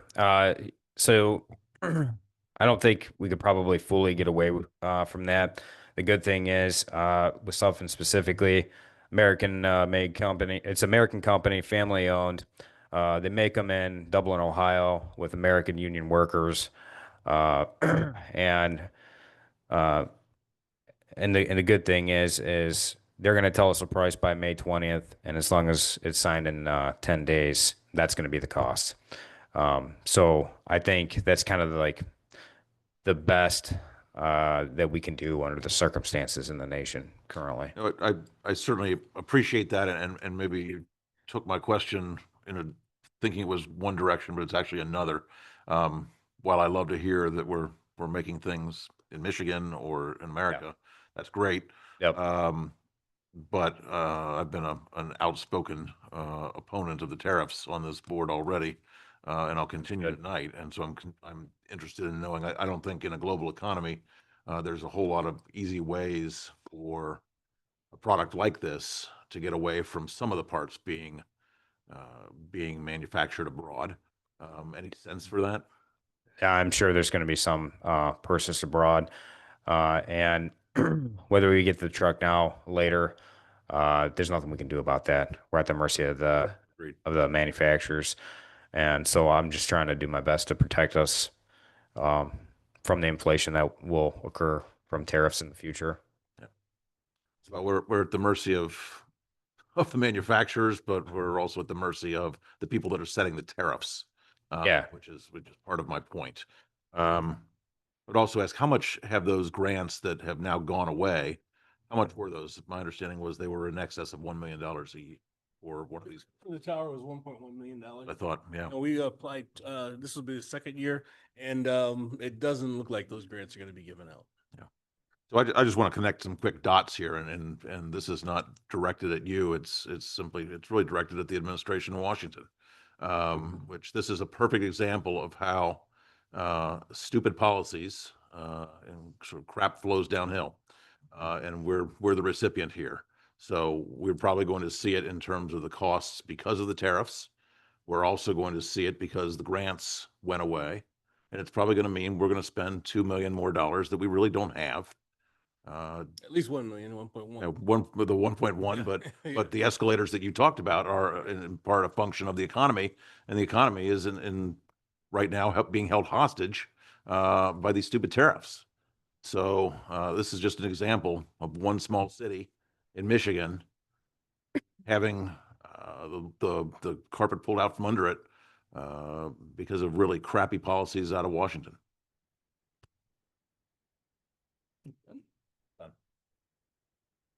Chief and Captain, thank you for the presentation. I just wanted to confirm, well, you guys confirmed already that Sutphen is the one that we're looking to get the price confirmation from on the 20th, correct? That's correct. And then, thank you. And then also that was it 2.1, 2.25 was the quote, or the top? So I'm currently still working on a spec, Got it. and usually this is a long process, and I'm trying to do it in a very condensed time frame. And so I'll have a finalized price by May 20th. So, and I don't know if you're interested in kind of how this goes, but I've been working with with our Sutphen sales rep to establish a component report that gets sent to Sutphen. They create a spec, and then the spec is going to go to us, the fire department. We've established a 3-person committee, which I'll be the head of. We'll evaluate the spec and make sure it fits our needs. The spec will give us a total cost of the truck, and I don't have an exact cost for you right now because I'm currently working very hard to establish a final cost. So 2.2 million is Ballpark. the ballpark, exactly. Yep. 2.15 is what I presented. During the course of our spec, it got over 2.2, and we're trying to keep that below 2.2.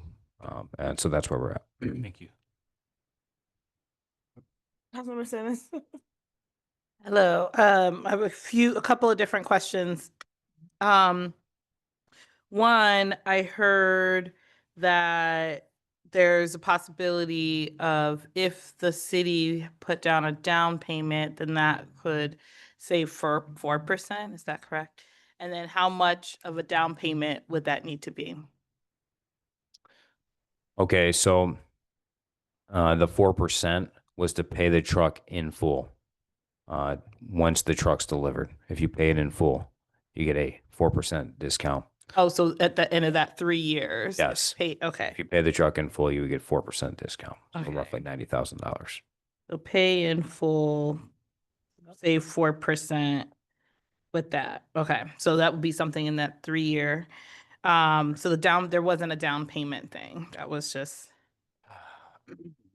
So I don't know. I didn't memorize every specific option by heart, but there is like a tiered system where you could put a certain percentage of a down payment and get a certain percent I see. of a discount, which I could send to Chief Hobbs here or whatever. I think I actually have it in this folder, but I didn't commit So that all to to our point, then our memorization. point, if we can have the city manager, if he wants to share that with you guys, that the costs are in there to finance a vehicle. So so you guys can, we're gonna do this again on the Right, on the 20th, next and my meeting. request was to the city, gonna be the city manager between now and the 20th to send you all that information that you're requesting right now.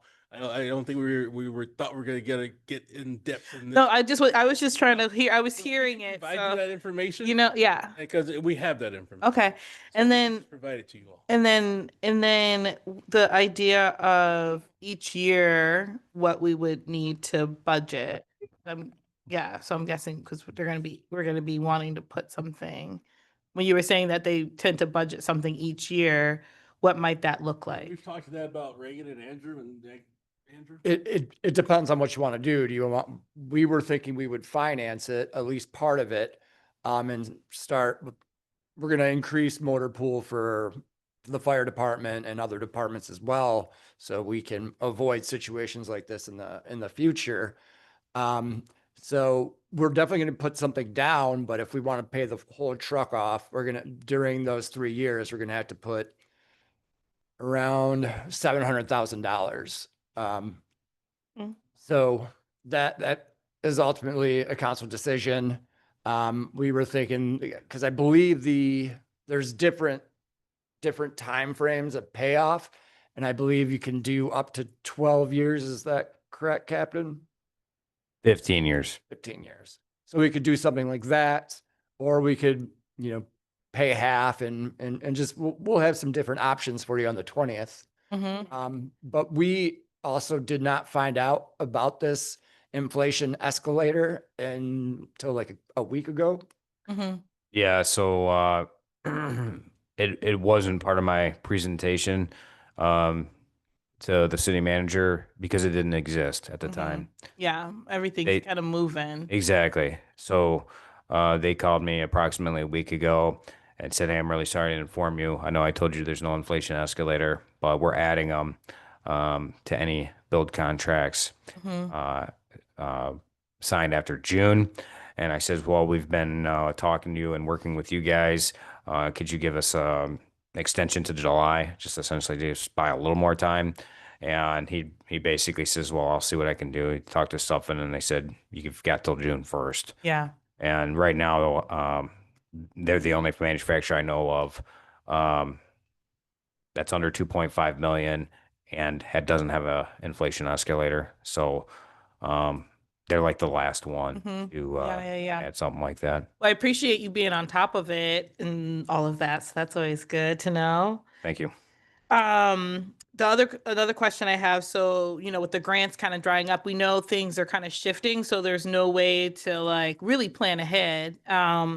But I guess a question I have is that if things change again, because they will, let's say the grants come back, even if we kind of move forward, if we're in process, can we still apply for a grant that would help pay for it? Especially, it sounded like the grant that we were looking at didn't cover the full cost. No, you can't get a grant to cover Yeah. the full cost, this percentage. Yeah. It was approximately half, and that's why it was $1.1 million. Mm-hmm. And go ahead and answer the question. I honestly don't. I don't think That's so. about Chris. I don't think you can. That's- Because you gotta do one or the other. So they basically said you can't sign a build contract until you're denied. You can't have an outstanding grant and a build contract at the same time. And they basically said, from our grant writer, his explanation was, is essentially considered committing fraud against the federal government, because when you take a grant, you're saying that we don't have the money to buy this truck, but on the other hand, you proved you have the money because you're paying on it. You know what I mean? And so they said that, It was like, we promise we'll pay somehow. yeah. So, yeah, it's, well, so the issue is, we're not going to get grants within this current administration, and we need the truck now. And the quickest we can get it is 3 years. And so if we outwait the current administration, we got 4 years, and then it's another 3 to 4 years to build the truck. And we need the truck now, not in 8 years. And Yeah, so that's that's not what I was suggesting. I was just thinking, I mean, well, Ways to support, like paying for it. well, yeah, just like things that will be able to happen. I think changes are going to happen sooner than that, but If I could add one thing, we do have to replace engine 3, and that's going to be in 3 to 4 years. So we can get a grant for that. That could be another thing. And then the last question I have, and this is just for clarity, and especially as we think about future vehicles, this rev group that you talked about, Yep. it sounded like is there already like litigation or things trying to work through to try to address the way that they're kind of price gouging? That's correct. So what they're doing is illegal. And my understanding is they've put together a bipartisan committee to look into that. And there's going to be congressional hearings, et cetera. I'm sure that's going to take a long time. And the issue with that is once it's all ironed out, it may stop the inflation, but it's not like the costs are never going to go back to what they were. Really? No, that doesn't happen. Does Rev Group own Sufton? They do not. So currently, 4 fire truck manufacturers in the United States that are not owned by Rev Group, and they've bought most of them. Our options are very limited. So again, you have 4 options: Sutphen, Pierce, and Pierce is owned by Oshkosh. Sutphen's its own company; it's family owned. And then you have Seagrave, and again, there's no nobody has them in Michigan, so there's no really support or service infrastructure in Michigan for Seagrave. And then you have HME, but they only build smaller apparatus such as engines, squads, brush trucks for rural departments, etc. So they could be an option when we look at an engine. But for when it goes to affordability and build times, Pierce was longer build times and more expensive, and so that kind of leaves us, unfortunately, Sufton, or fortunately, I guess depending on how you look at it, Sufton kind of being our only option. But when we go to buy an engine, we would look at HME and Sufton, and maybe Pierce, depending on what their cost is at the time and their build times. Summer Simmons? Just, are there incentives for getting multiple trucks through the same company? There's almost always incentives when you buy them at the same time. They'll usually give you a discount. But I don't know of anything like if you continue to use their services, like for instance, if we buy an engine from them in 4 years as well, but I can find that out. Any additional questions for Chief or Captain? Thank you both. Thank you guys for your time. Anything else, Cole? It's cold. Freezing in there. It's not that hot outside, y'all. I know. It may not be. It's kind of. Council, next up, we have Chief Anderson with the police department. Hey, Chief Anderson. Congratulations. Congratulations, Chief Anderson. You turned the air off? I think it just went on. Oh. It's gonna come back on though. All right. Good evening. Evening, man. Yeah, my nose is like frozen. The cold equals sleep. Cold keep me up. Yes. That was good. That was good. I hope That's my mic the- picked but- up. Oh my God. It did not. Walk in and Anyway. turn it off. That's what we have now. You be clear. Good evening. Good evening, Mayor, Council. I'm going to do our presentation for this year's budget cycle. Our goals this year are improve public infrastructure, increase public safety, increase staffing capacity.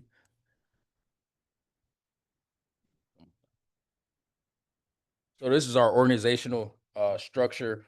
It's pretty much broken into field operations and support operations. You'll see at the top now, currently the chief of police, myself. The captain spot would be vacant. We have 2 lieutenant spots, a lieutenant day and a lieutenant afternoons. We have 4 patrol sergeants, 1 for days, 1 for night on each rotation. We work 12-hour shifts, so we have an A and a B rotation. A slight change here is a patrol overlap that I'm trying to build out, which I believe would reduce department overtime. So you'll see a sergeant over that as well, with 3 officers, and the 3 bottom officers are community engagement officers. So we currently have one of those positions filled. Our DB, we have 2 detectives in that bureau. One is currently filled, and we have 1 trained but still training officer, so they're not permanently assigned yet. And then our support services, where we have our civilian manager, records bureau, parking, and crossing guards. So our current staffing, currently we have 22 officers. We have sent out an offer letter yesterday, so we have 1 officer starting in 2 weeks. We currently have 1 recruit at Washtenaw Community College. That recruit, once he's complete, will come back to the department around September. I was able to complete a grant for his position, so his position is actually being covered by a grant. Overall, we have 10 vacancies in the department. 3 of those vacancies are command level positions, but eventually, as we promote from internal ranks, we're going to have to still hire additional police officers. So we will have 10 police officer vacancies. Since January, we've hired 1 sergeant, 7 officers. So we've seen a slight increase, about 30% in staffing. From this time last year, we had roughly 18 people in the building. Now, in 2 weeks, we'll have 23.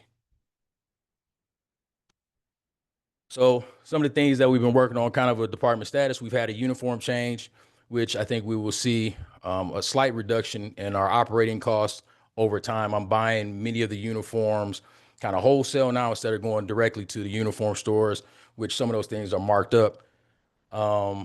We started our community survey in partnership with our YPAC commission, and we're 30 days into that survey. We're going to run it for 90 days, and my goal will be at the end of the year, we'll actually make this just an annual survey. We've increased our use of force tracking. Now officers have to make a statement in every incident that they report. Whether they use force or not just gives us another mechanism to track and have accurate numbers to report out to the community. Obviously, we've started our community engagement officer, who's also trained in crisis intervention to help with some of our mental health calls. Bike patrol, we will be going back, putting officers on bicycles that will start after July 2nd.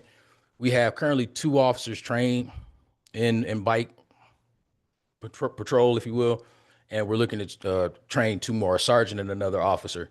And we have reestablished our detective bureau. So some of the improvements for our capital improvements, as you can see there, carpet removal and painting.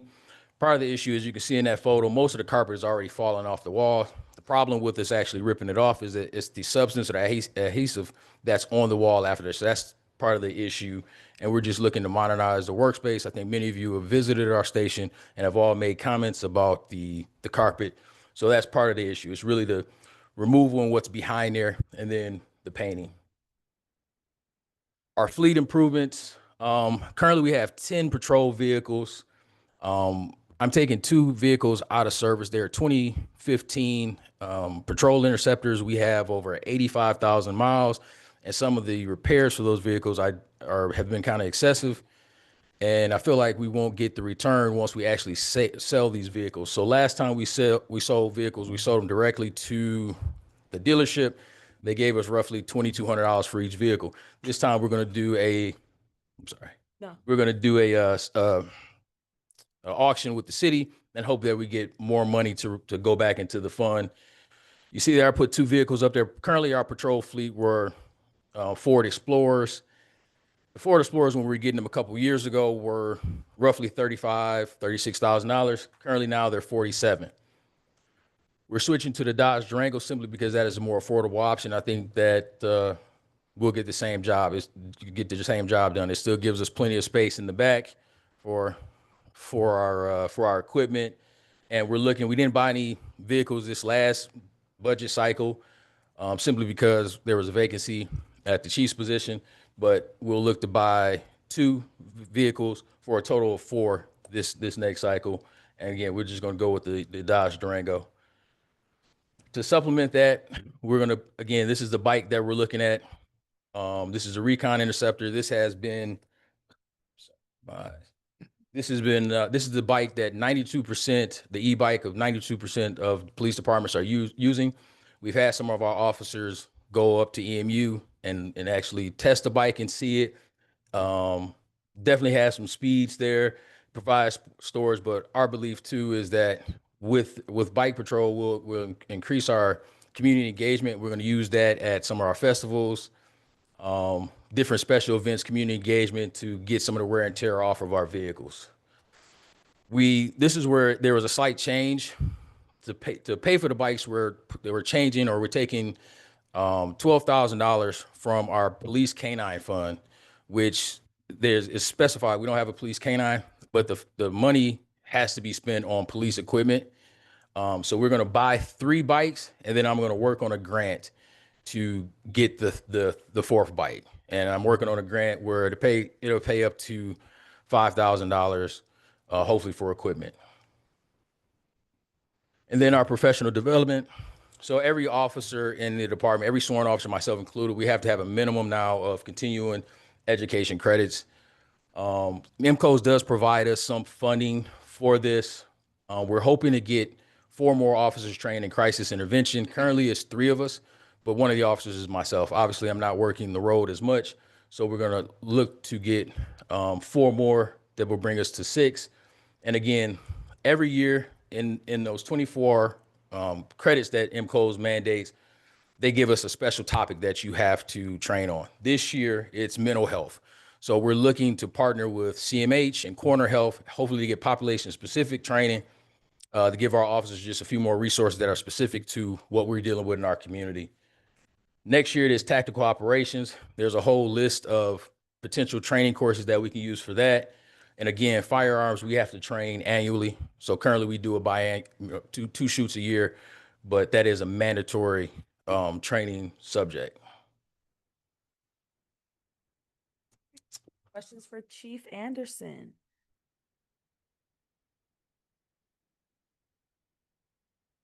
Oh,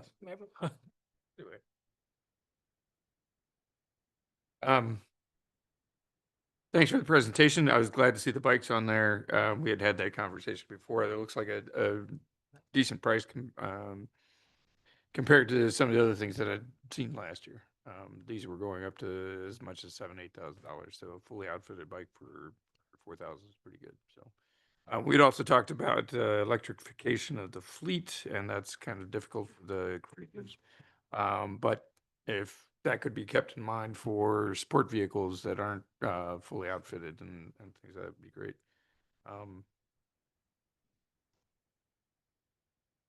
That's it for me. All right. Councilmember McLean? Thank you, Mayor. Thanks, Chief, and congratulations. Thank you, sir. I don't know if this question is for you or for perhaps Reagan, but any idea how much we expect to spend on overtime this year and how much you're thinking for next year? Yes, sir. So I just looked at the overtime budget. We're close to 400,000. So we went over significantly. But my hope is as we continue to build out our cadre, we're going to reduce the overtime. One thing I didn't specifically go over is I put the sergeants on a overlap shift. So the sergeants typically at YPD, my entire time there for decades, everybody starts at 6 a.m., 6 p.m. What that causes is an organizational breakdown. And if we get a late call, now we're holding people over. Our hope is with our community engagement officers in that patrol overlap, the sergeants are going to work 7 to 7. Patrol is working 6 to 6. So if there is a call at 5:45 or 5:50, right before a shift change, the sergeant in that patrol overlap will handle that call. Also, putting that patrol sergeant, or I'm sorry, the patrol overlap sergeant. Currently, when a supervisor goes on vacation, it just requires another supervisor to work all of their days. So we've had supervisors in December. We had several people injured. Myself and a sergeant were the only 2 supervisors to cover. So we were basically covering 24-hour coverage every day at the department for 2 weeks. So that was a huge push for me and that sergeant. Our hope is that with the patrol supervisor in that overlap position, that will help take some of that overtime away. also with the lieutenants. A lieutenant is going to be there on days and afternoons, so we will have coverage at least to 1 a.m. with a patrol watch commander. That should reduce the overtime significantly, especially as we continue to hire and build out the cadre.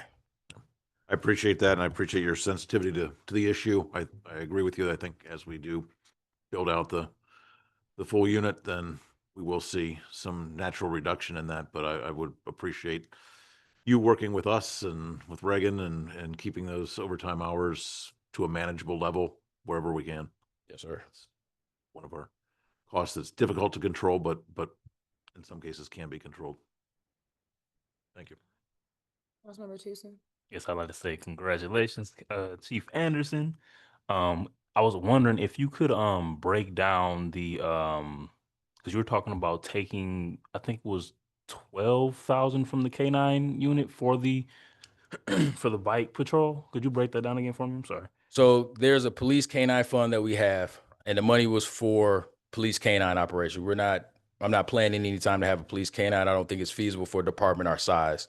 So the money must be used for police equipment, police gear. So we're taking the money from there to get our initial 3 bikes. And again, the 4th bike that we're starting with, we're hoping is going to come from a grant. Gotcha. Thank you. Thank you. Thank you. Councilmember Simmons. Hello. I'm interested, you said you were talking about the community survey and that right now you're in the midst of it, but you hope to have it be something that would be annual. I'm interested in like what that covers and if there's a cost for that.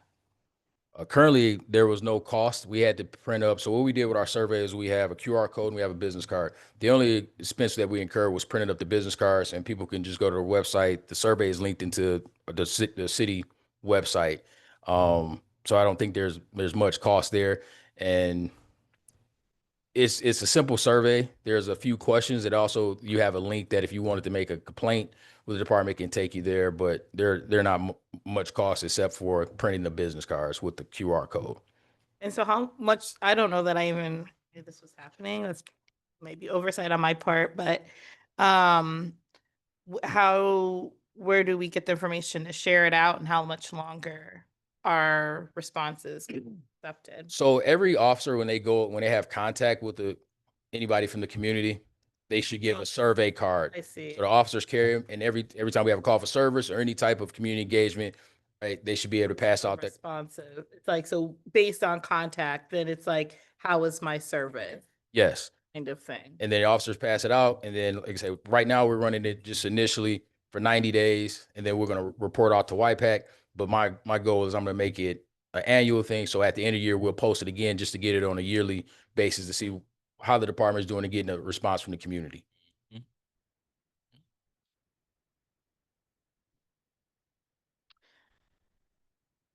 Mm,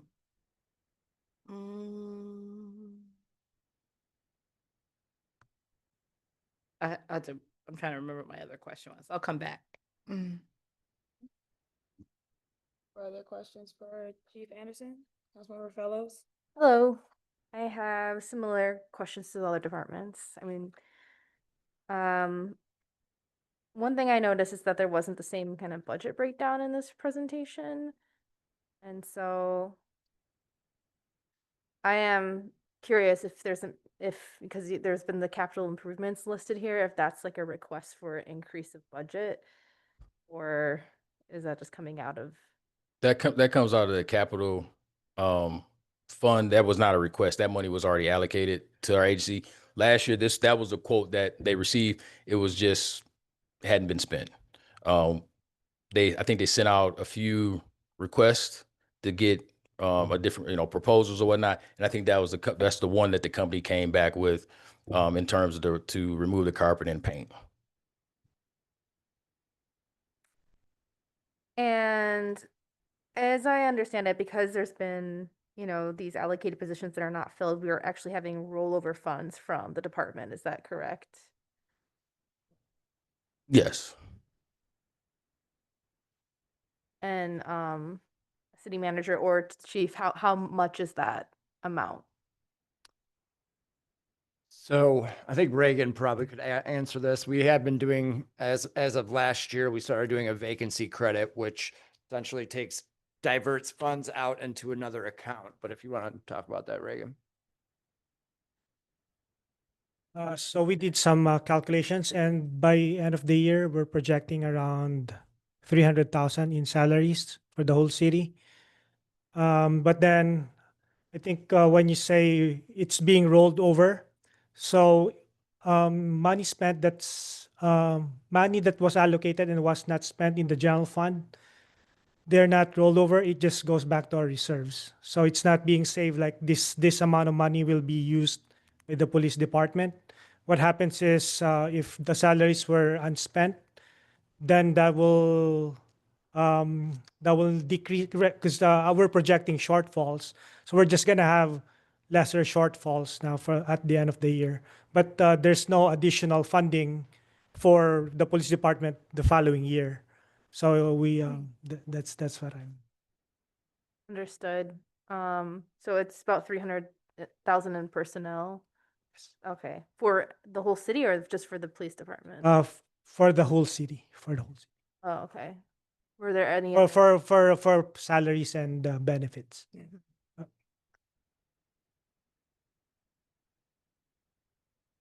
And also, just curious, because I know police department brings in revenue too, as a percentage of costs, what is that? Police revenue. Police department doesn't actually have a very large revenue stream. We don't get much from forfeitures. Any parking tickets would go to the parking fund. And then in terms of tickets and whatnot, not parking related, we get a certain amount from the court system, but the court keeps a large amount of that. What we do too is the 220,000 from the mental health millage. We just put it in their department, but it's essentially it supports the whole. Yeah, it goes into the general fund. So if we just have an extra $220,000 in there, Which was the revenue or was that the millage? it's listed as a revenue. It's in a different account. We've historically it's never been specific to the police department. It's gone to the housing trust fund. It's gone to some money to 414, which is our capital improvements fund, and then we transfer to 220,000 to help balance the general fund. I'll follow up with this. I don't really understand, I think.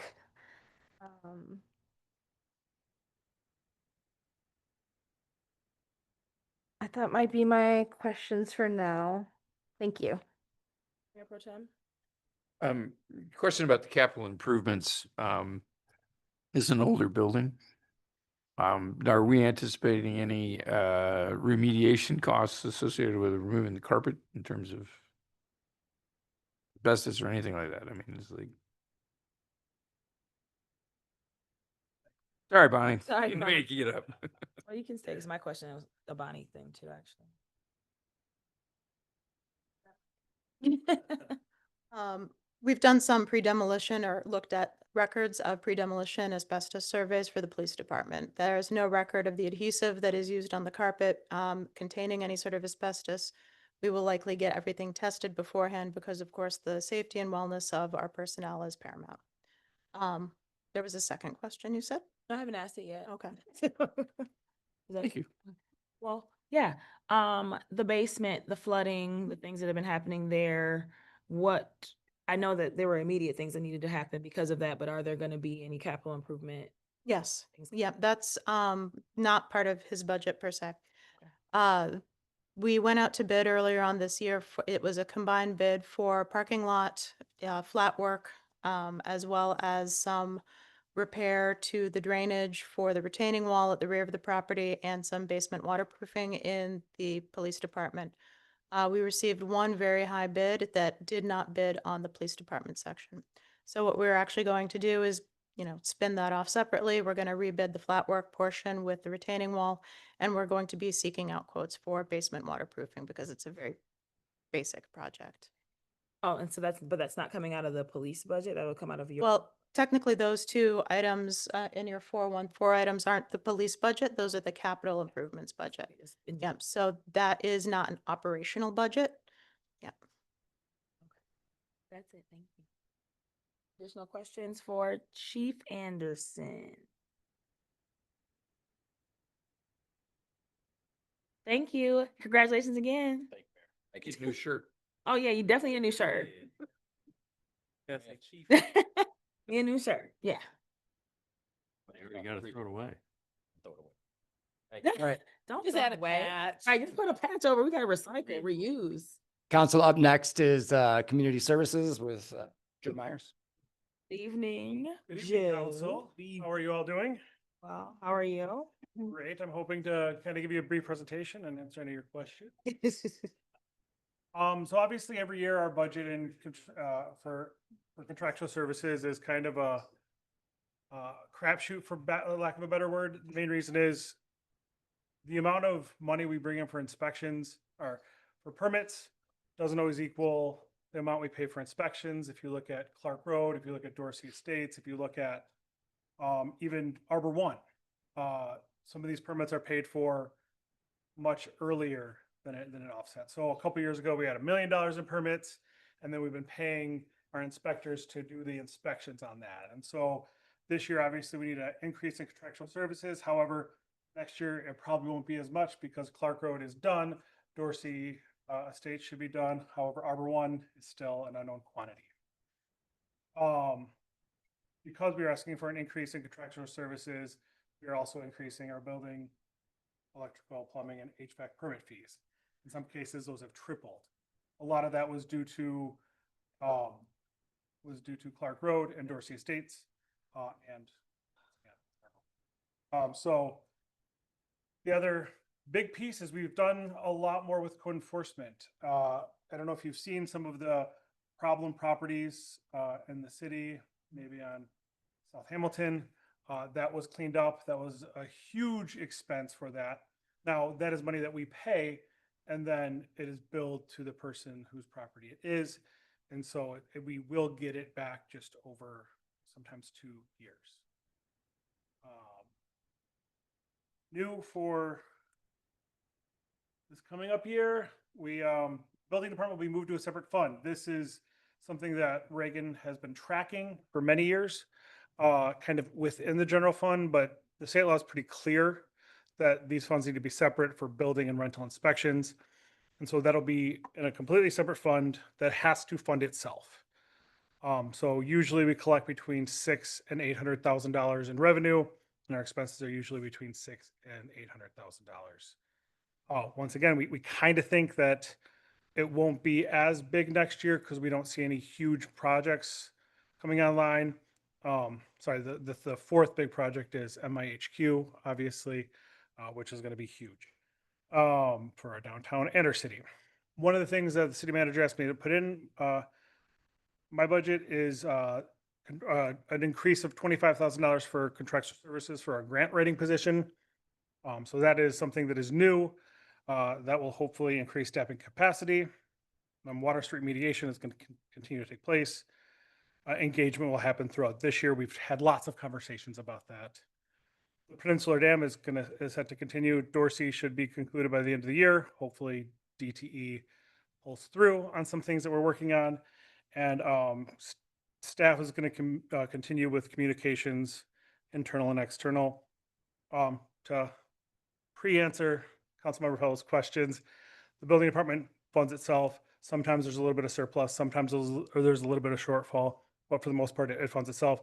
The planning department and code enforcement departments are not set up to fund themselves. So the planning department brings in roughly $40,000 a year. It costs much more than that to run the planning department because we have communications, community economic development, planning, historic district commission, and then code enforcement. Our goal is compliance, not fines. Sometimes we have to get to fines, but usually we collect about $30,000 to $40,000 in fines.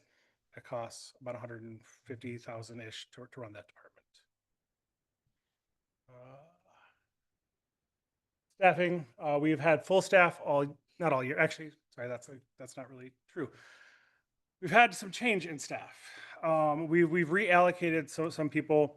The DDA and city share a full-time person that is split part-time. We've redefined the communications role, and I hope council has seen an improvement in communications going out. Instead of having one communications manager, we're splitting it up between 3 people. So Danya, I don't know if most of you have met Danya. Danya is handling social media as well as DDA, as well as some administrative tasks in the planning department. Katie is kind of the overall communications director. And then we have a part-time person coming in to be a communications assistant. And we are sharing that with the city manager, who definitely needs a little bit of help just managing the day-to-day operations of the city. So we're going to try this out. We're hoping that it is successful. We are losing our reservation planner after 3 years, which is very sad. She took a much expanded role for the city of Detroit, which is amazing, but it's really sad to see her go. Ellen, for those of you who have met her, if you have not, you would like her because she's a very, very knowledgeable person, understands historic districts. We have that position posted. We seem to be getting a really good response.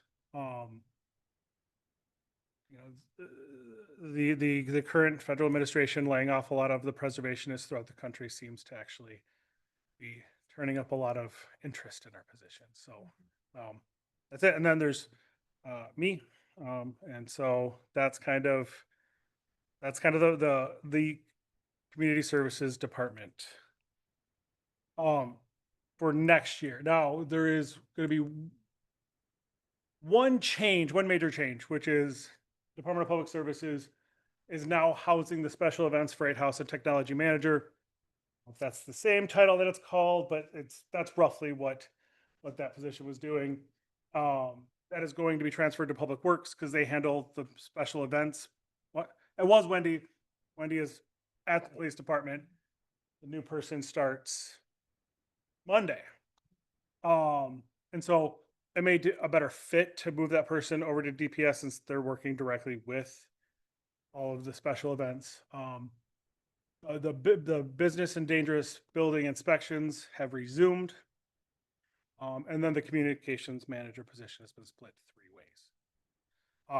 And I think, and I hope, and obviously we're trying this, right? I hope that you've seen an improvement in communications come from the city. And we also are looking for any recommendations if you have on how to communicate better. But I do think our social media presence has really been shining. I think that our communication with the public is shining, and still working on some of the internal communications, but we are trying our best to do that. So any questions? Questions for Joe? Mayor Pro Tem. Any chance we can get Scott back for? I would love Scott back. to get Scott back. But Scott is very happy in his position at the state. I've actually talked to him Living the dream. and said, hey, you want to come back? I don't think we could afford him. However, he has recommended some really good people. That was the only thing. Yeah, that's it. We want Scott. Scott back. Councilmember McLean. Thank you, Mayor. Too, I'm interested in the loss of Ellen. Had some discussions with her about the Peninsula Dam building, and I don't think she had gotten too far on that project, but we had conversations about considering it for a separate historic preservation district. And so I don't know if she left with you any instruction or details about where that project might stand. She's not gone. Let me be very clear. Okay. She is actually very torn about this. She was asked to apply for the position in Detroit, which pays a lot more money. But she didn't want to leave us high or dry. And so she gave us over a 1-month notice to wrap things up so I can get some more clarification. I'm pretty sure as far as the SHPO requirements for the dam structure, I think she's almost done, if not done, with that piece. And so I can check with her on that. That's because I have her for another 3 weeks. Okay. Or maybe it makes sense for us to have a 3-way conversation. Yeah, definitely. Councilmember Fellows? Yeah, thanks for the presentation. I was wondering about you said the communications manager position's been separated in 3 positions. Can you explain that a little bit? Yeah. So what we found is when we're dealing with communications, it's having one person in charge of everything means that when that person is not there, or if that person is struggling in any sort of way, it wasn't able to be as communicative as we would have liked. And so we looked at kind of how do we do this position, and so Katie, who has a lot of history with communication when she was at the chamber, we kind of had her kind of look at best ways to figure out how to communicate. She put together a communication strategy, which we are in the process of implementing. And really, we looked at, okay, somebody handling social media, somebody handling the actual broad ranging communications, and somebody handling kind of the day-to-day operational aspects of communication was the best way to go about it. Understanding that it's not going to be one person's full-time job, it's going to be 3 people's job. But as somebody is on vacation, or if somebody leaves, we're not just kind of left holding the bag with nothing. And so looking at kind of where our needs were and how to do it, we didn't know when we hired Danya that Danya had a passion for social media. Danya said she could do some social media, but really that she took it with the DDA they took it with the DDA and ran. And really we thought, hey, this kind of works. And we were all working together after our communication manager left, and really kind of being able to promote staff from within and really give, I think everyone here knows Katie's doing an amazing job, right? And so how do we help promote from within, but also fill some needed gaps? And so it wasn't, we have not eliminated the FTE. We have created a little bit more capacity with spreading things out, which the city is known to do. May have all of us wear many, many hats, especially in the planning department and the community services department. But this really, as far as I can tell, is working. I know that Katie is working directly with the police department frequently, working with city manager frequently. Need to get, those are the 2 big ones that actually are communicating a lot, but really kind of working throughout the whole thing. So it was more of a, how do we make this work and fill some needed goals, and make sure that some of the gaps we had seen with the previous way aren't continued. What's the 3rd position? The 3rd position is a communications assistant and city manager assistant. So we took the communications manager position and then gave some of those duties to Danya, some of those duties to Katie, and then we kind of looked at how much time was being spent doing other things with the communication manager, and thought, let's actually try to give some capacity to city manager while giving capacity to Katie and Danya. So there's a FTE position that's being kind of spread out, Yes. and some of it's to like assist city manager too. Yes. Okay. Just trying to wrap my head around what was happening. And then I was also, you mentioned there's been some results from code enforcement, building on the South Hamilton. And so I just thought, I know these are matters of public record, but I didn't know about that. So possibly something to explore as far as communications too. Definitely. Yeah. It was the most complaint that the city had gotten about this property, where essentially somebody was running a junkyard out of their front yard and backyard on South Hamilton. And every time we would enforce, more stuff would come in, and it became a huge issue. And after citing many, many times in court, then we do have to go and get a warrant and actually remove the trash. It's not something we do frequently, but there was 2 big enforcement trash removals that took place in the city. And I'm thinking more like, the multiple offenders, like the Arbor 1 code violations. And so So yes, and they trust me. One of the reasons that with Arbor One in particular, that code enforcement, the fines are great on Arbor One. They are not paying those fines, and so we will have to recoup that when they get assessed on the tax rolls. However, the Arbor One instances are more interior building violations and work without permits, and it's not trash on the yard.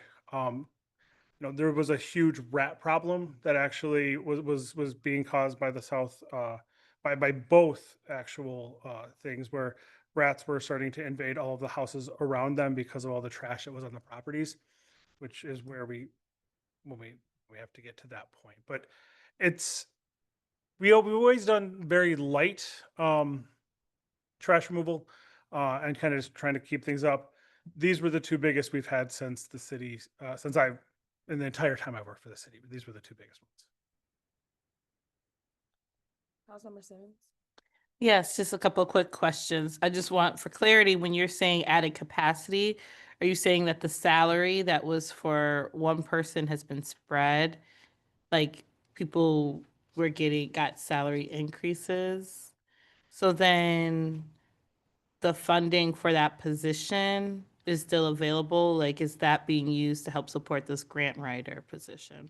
So the position that is being created does not pay as much as the manager and actually the city manager. So we had two people separate from the city. We kind of reimagined how those positions would work. We had a person who had a specific set of skills, so we made them a civilian operations manager at the police department to essentially manage all the non-sworn employees. Then so that was one person already employed, moved there. And then we removed the events, facilities management, and technology management, and put that into a position. And then we had the communications manager left. And so we had Katie took over kind of supervising communication strategy. Danya was hired as a part-time part-time DDA. And so that's how that was funded. That was a decision made a while ago. And then this communications assistant is essentially that communications manager. So there's varying salaries, but it's budget neutral. And the communications manager position was always meant to report to the city manager and to help out with some of those tasks. So that's why we decided to actually clarify that role when posting it. And that'll be split between city manager budget and community services. Okay. And then for this grant writer, would that be a grant writer that would support the entire city outside of just this department?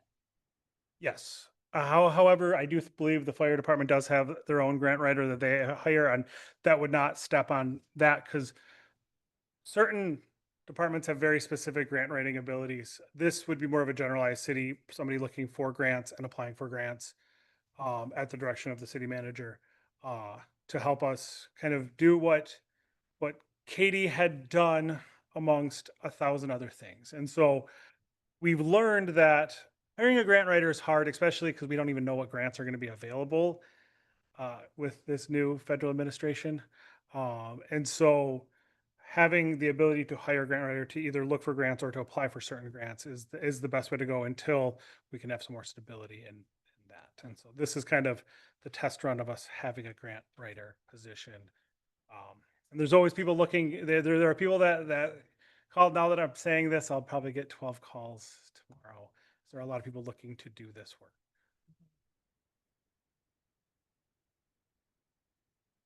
Were those all your questions? Okay. Additional questions for Joe? Thank you very much, Council. Thank you so much, Joe.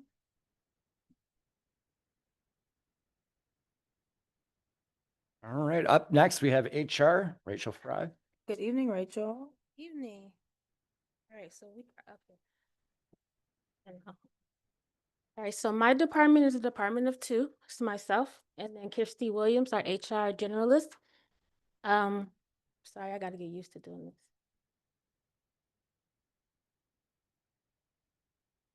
All right.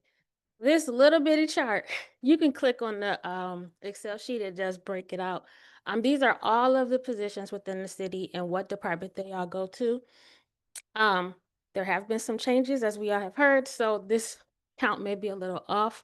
But yes, you can click on that Excel sheet to see all of the positions for each department. This will be a little redundant.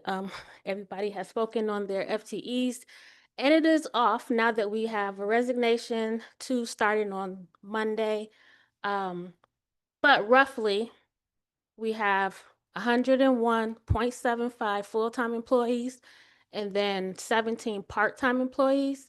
And then this does give vacant positions, which has changed recently due to some officers that are now in the academy and an officer starting, she's starting the 27th. And then we have our police chief now. So now that should change to police captain. And we are roughly at a average vacancy percentage for this year right now of about 15%. My budget is not changing. I don't really use all of my budget. I try to get close. I've only been here 2 years, so I'm not sure what to really spend on right now. But this tells you how many people have termed and how many people have been hired.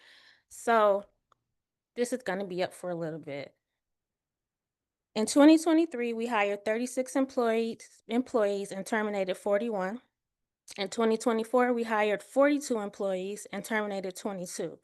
So to give a breakdown, that's the light blue and blue information. In 2023, the contractual budget was $65,031. Of that amount, $43,339 was used for new hires. With this, $25,000 went towards the executive search for our former police chief. We didn't have that search this year, so we don't have that high of a budget. In 2024, the contractual budget was $33,872. Of that amount, $25,304 was used for our new hires. So this incorporates psych evaluations, background investigations, drug screens, and physicals. And then to break that down a little bit further, our application system is about $11,195 a year. New hire physicals per person is $181. Dameron investigations, that's our firefighter, background investigator. He's $1,500 per person. That doesn't mean they get hired. He just looks into their background. Then based off of his recommendations, then chief does what he does to pick the best person. We have NCSI, which is our normal background check for everybody. That's $18 per person. Our police new hire psych evaluations is $600 per person. Our firefighters psych evaluations is $625 per person. Again, just because they go through the psych evals does not mean they get hired.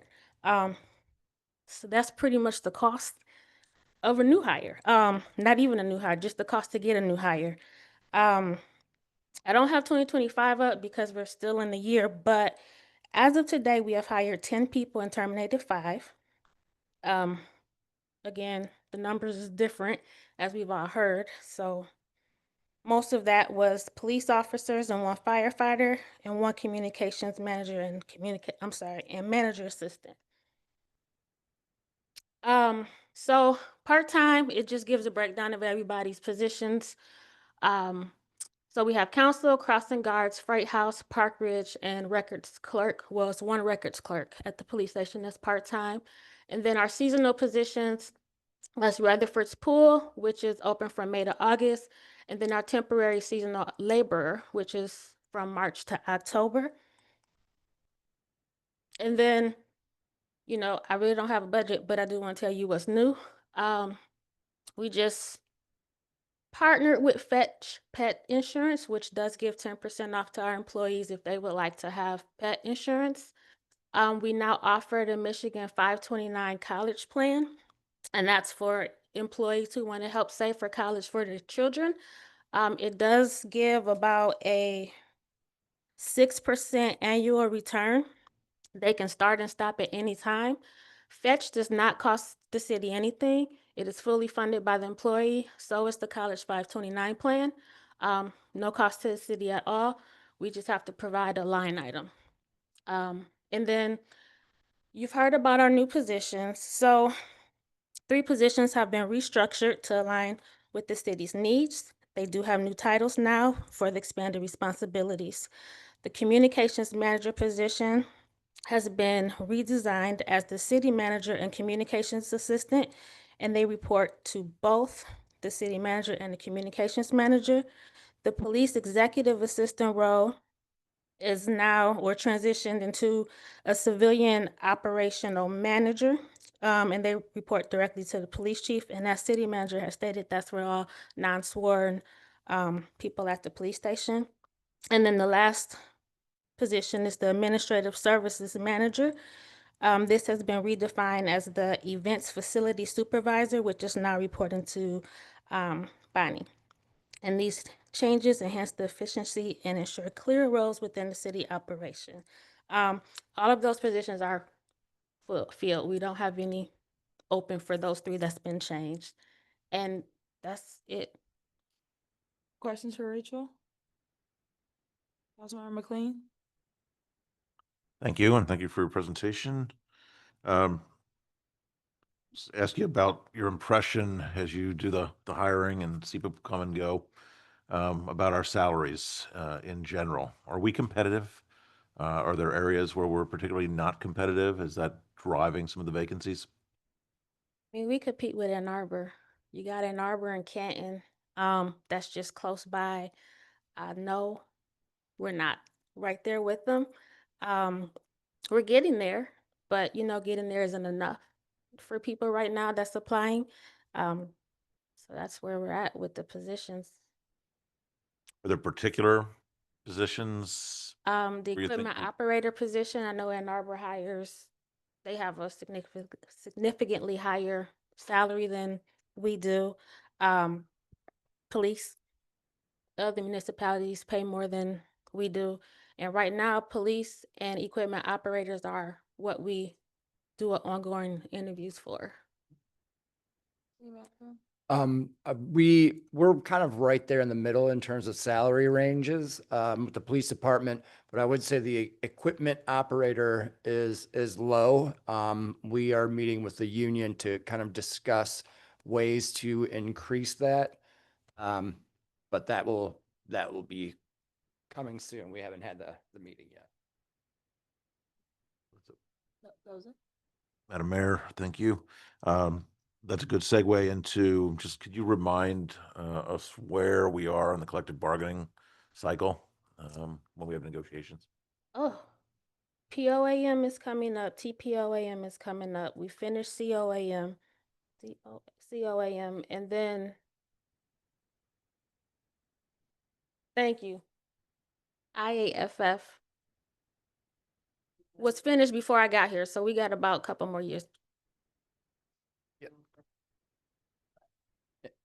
And POEM is 2026. I thought it was 2027. 5 units? We have 4. 4. So we have TPOAM, POAM, COAM, and IAFF.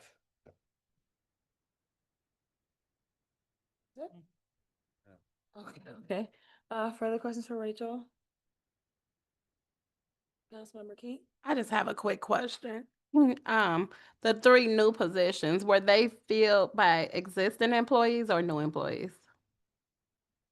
2 of them are new. Yeah, 2 are new. And then Wendy, who was the events manager, she's now the civilian operations. So she took on that role.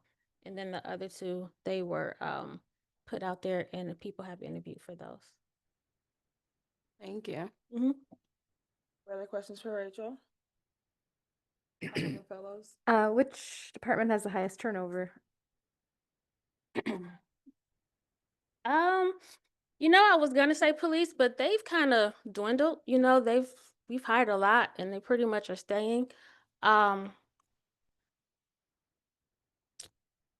Maybe equipment operator. Bonnie's like, it's fine, just name it. I would say equipment operator. Not so much that they're leaving, it's more so they're They're leaving. leaving. It's They're difficult. getting let go. Some of the people, They're still leaving. It's they're difficult leaving, yes. with the equipment operators.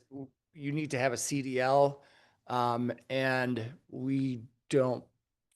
Our salaries are not comparable to surrounding jurisdictions for those employee skill sets. But as I said, we're trying to be creative and working with the unions, see what we can do. And I was just curious about like the hiring process. Like, what is the search process like? And I guess I should just look at some of the job descriptions to see what goes in there. But I'm just curious. We do that. Pretty much their duties go into the job description, who they report to, the salary. We try to be enticing and tell them the benefits that we have. We do have a pretty good benefits package, and we hope that providing that maybe if they're not making as much money as they were somewhere else, they may make it up with the benefits that we have offered.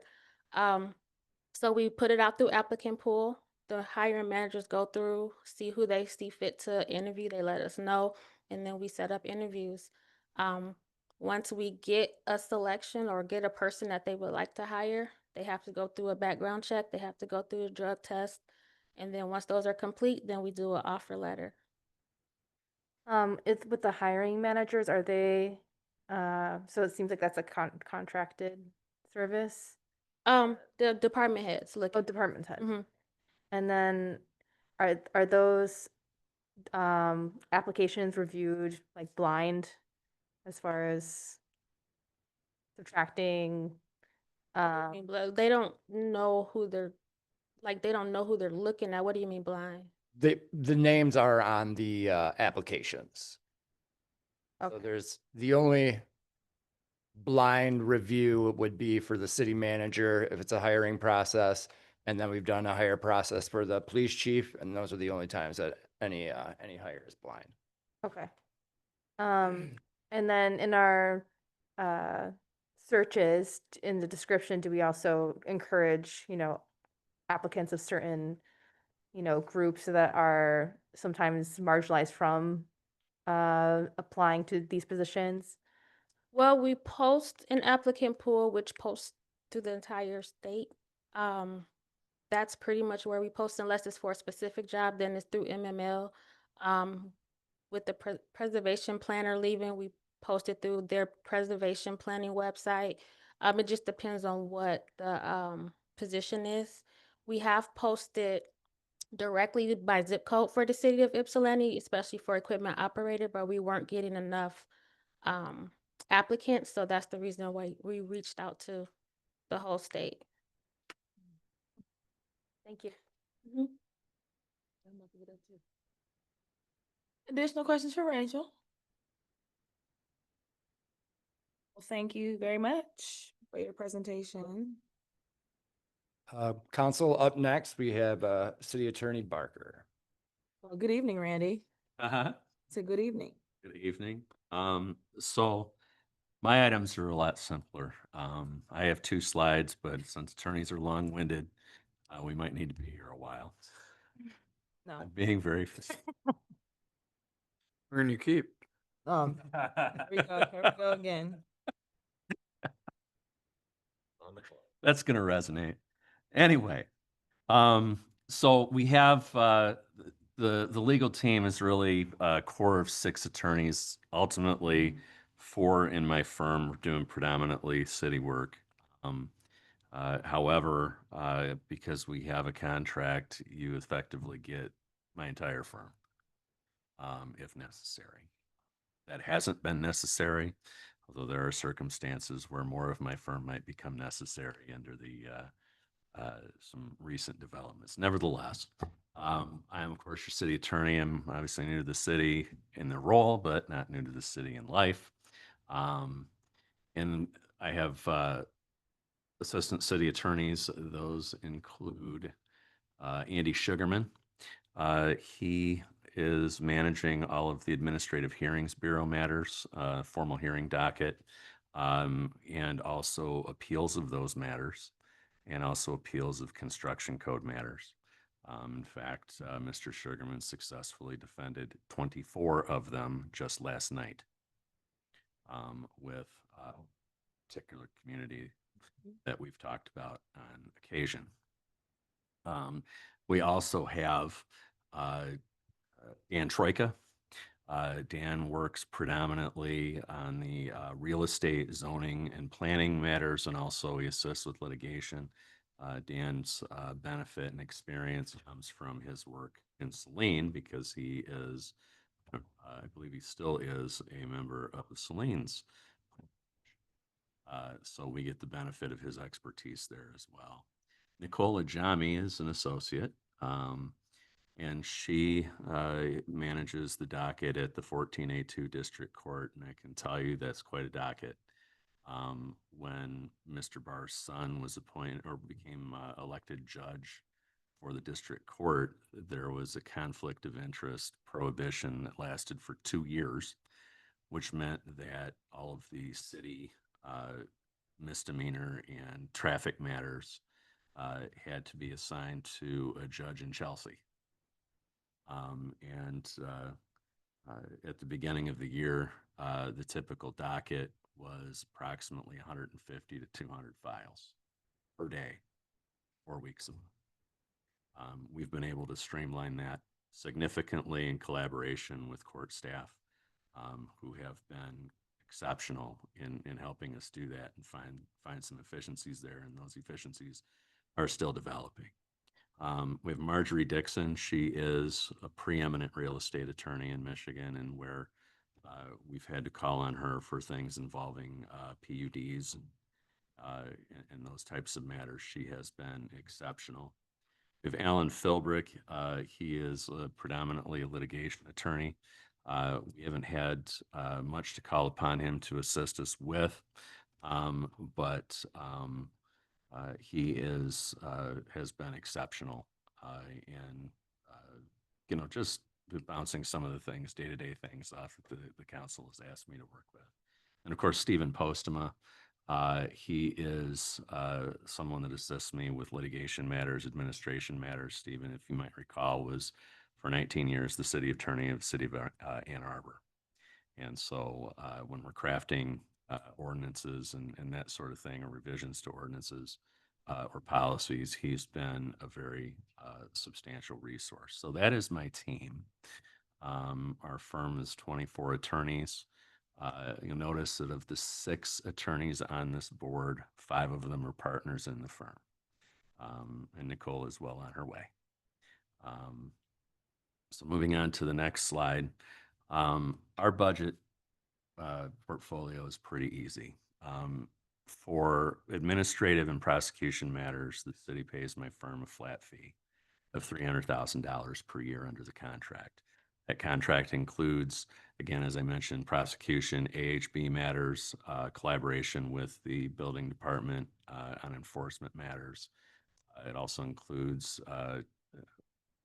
contracts, attending city council meetings, things of that nature.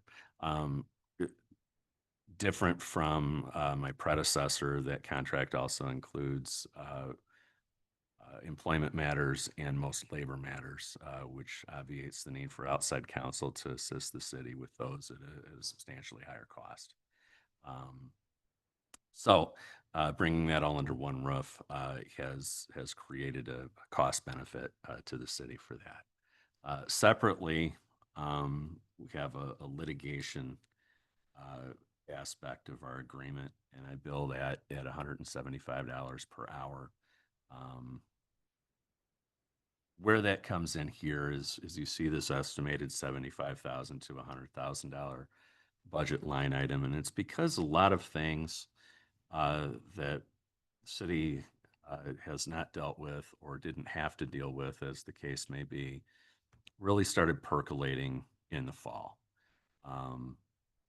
And we know one of them, which has, well, now 24 fewer, but a grand total of, in my last check, about 37 separate pieces of litigation between the city and that organization, and ancillary pieces of litigation among that organization and the tenants and the prosecuting attorney.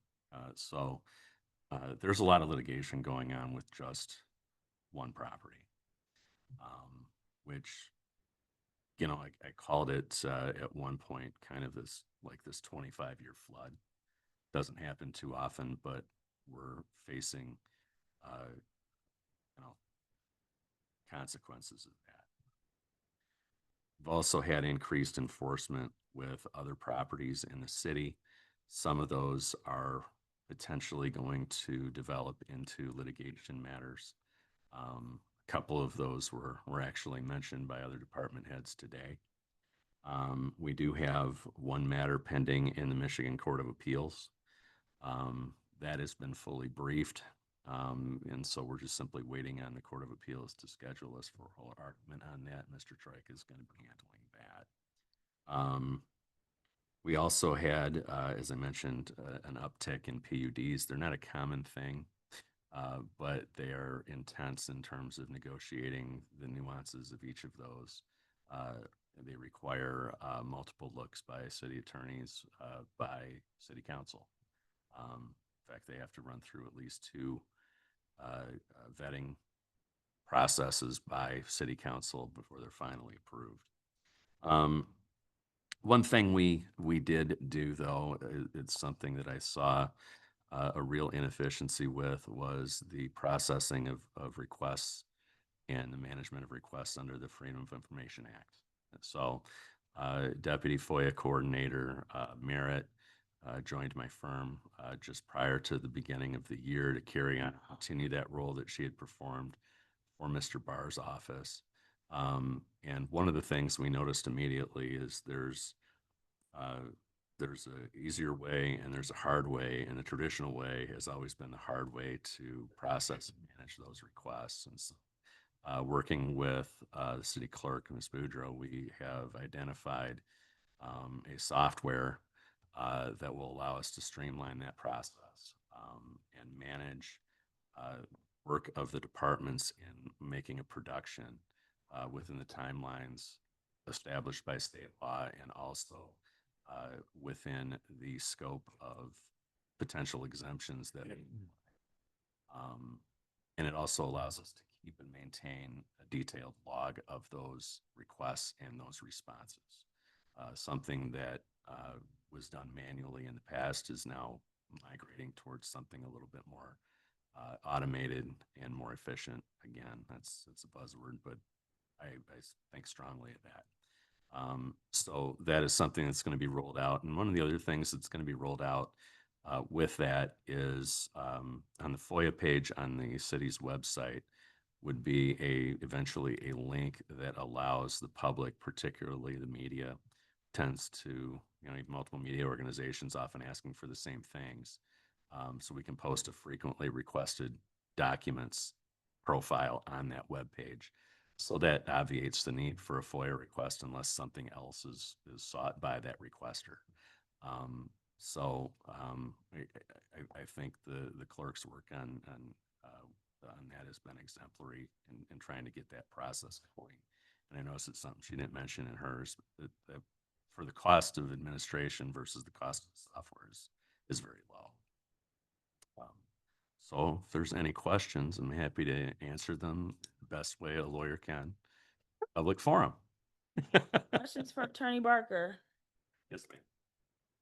So I do have just a couple. The $175 litigation fee per hour, is that for the team or is that each individual?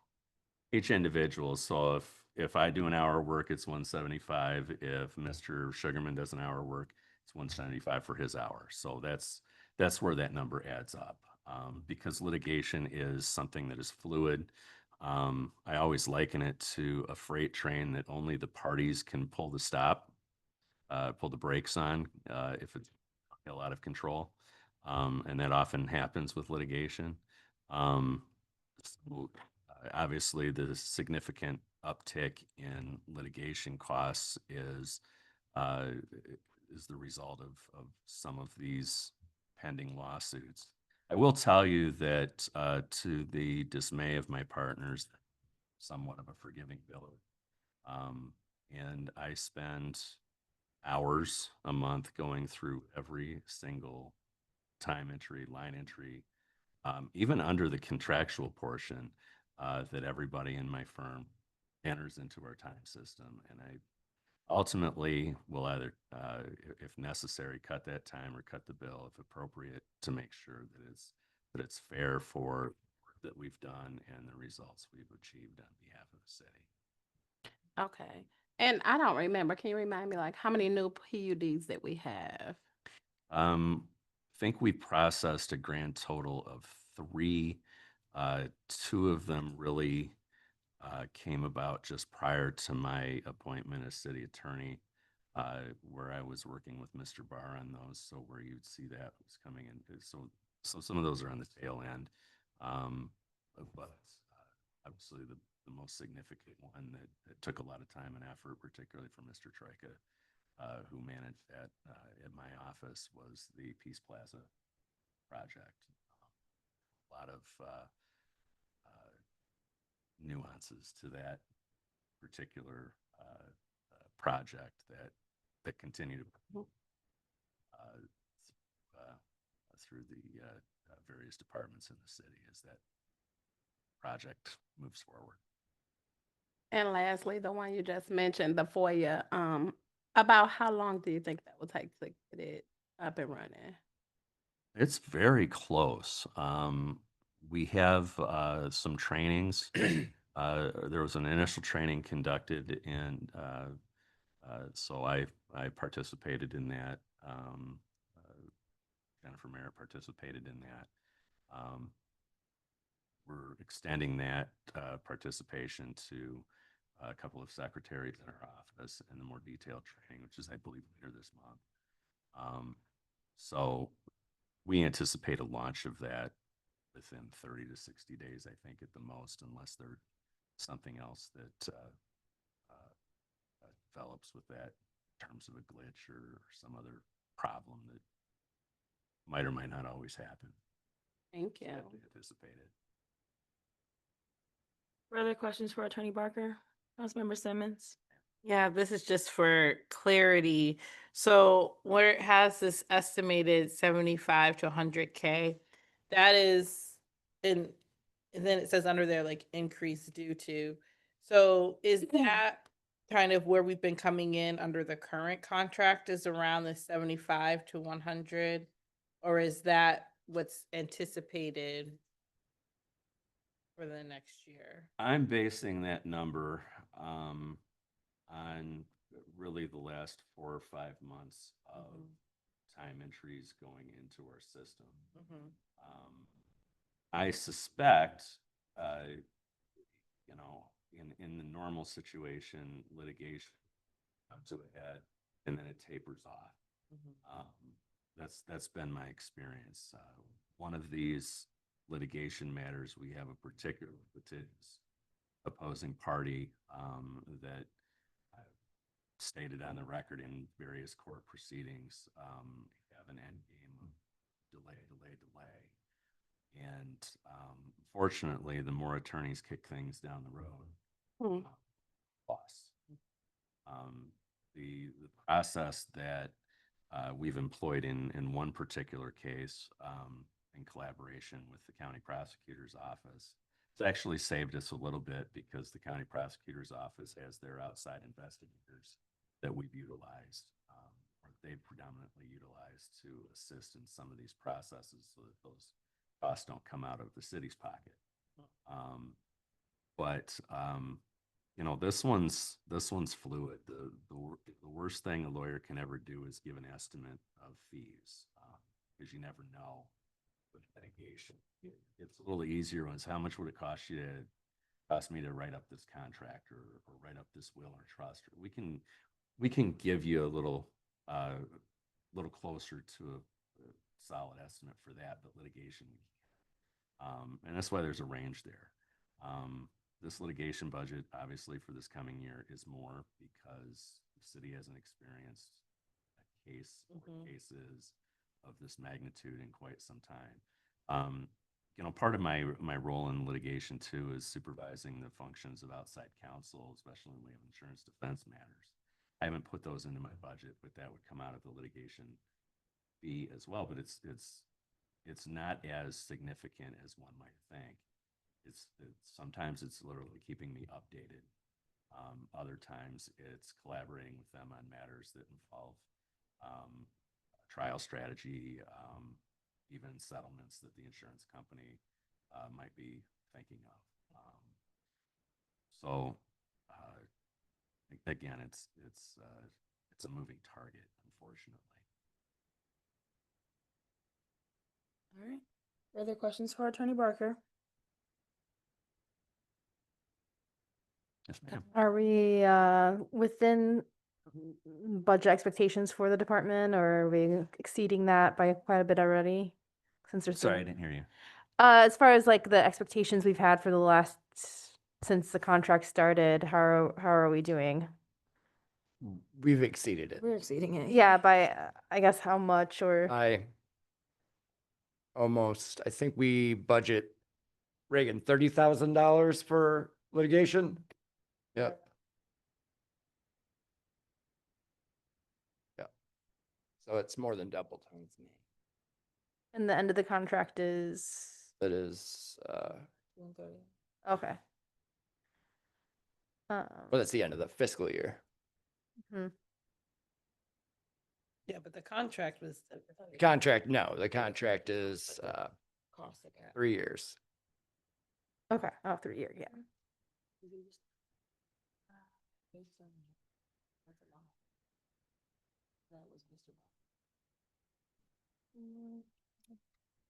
Any additional questions for the attorney? Thank you. Thank you. All right, up next, we have Director Wessler for Public Works.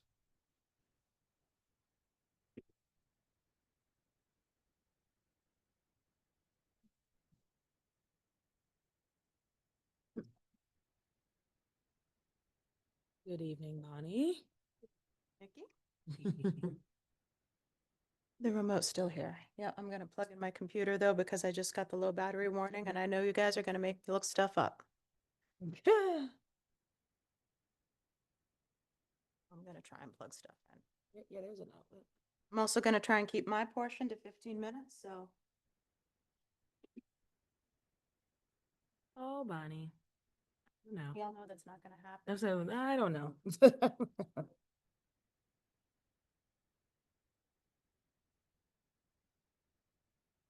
All right. So welcome to budget session 2. DPW does a whole lot of things, mainly to do with the right-of-ways, the parks, and the city facilities. We've also recently adopted the special events coordinator. That's highlighted there in orange. There's like a delay there, isn't there? Yep. We get our funds from a wide array of sources, anything from, actually, let me take a step back. You guys have heard a whole lot about funds and accounts and how all of that is broken down or not broken down. I'm probably going to be using a lot of numbers as shortcuts for things. So when we say an account number, it's broken into 3 parts. The first 3 digits are the fund number. The fund usually designates the source of where the money's coming from. The second set of numbers, which is a set of 4 numbers, is called the activity code. It kind of correlates with department.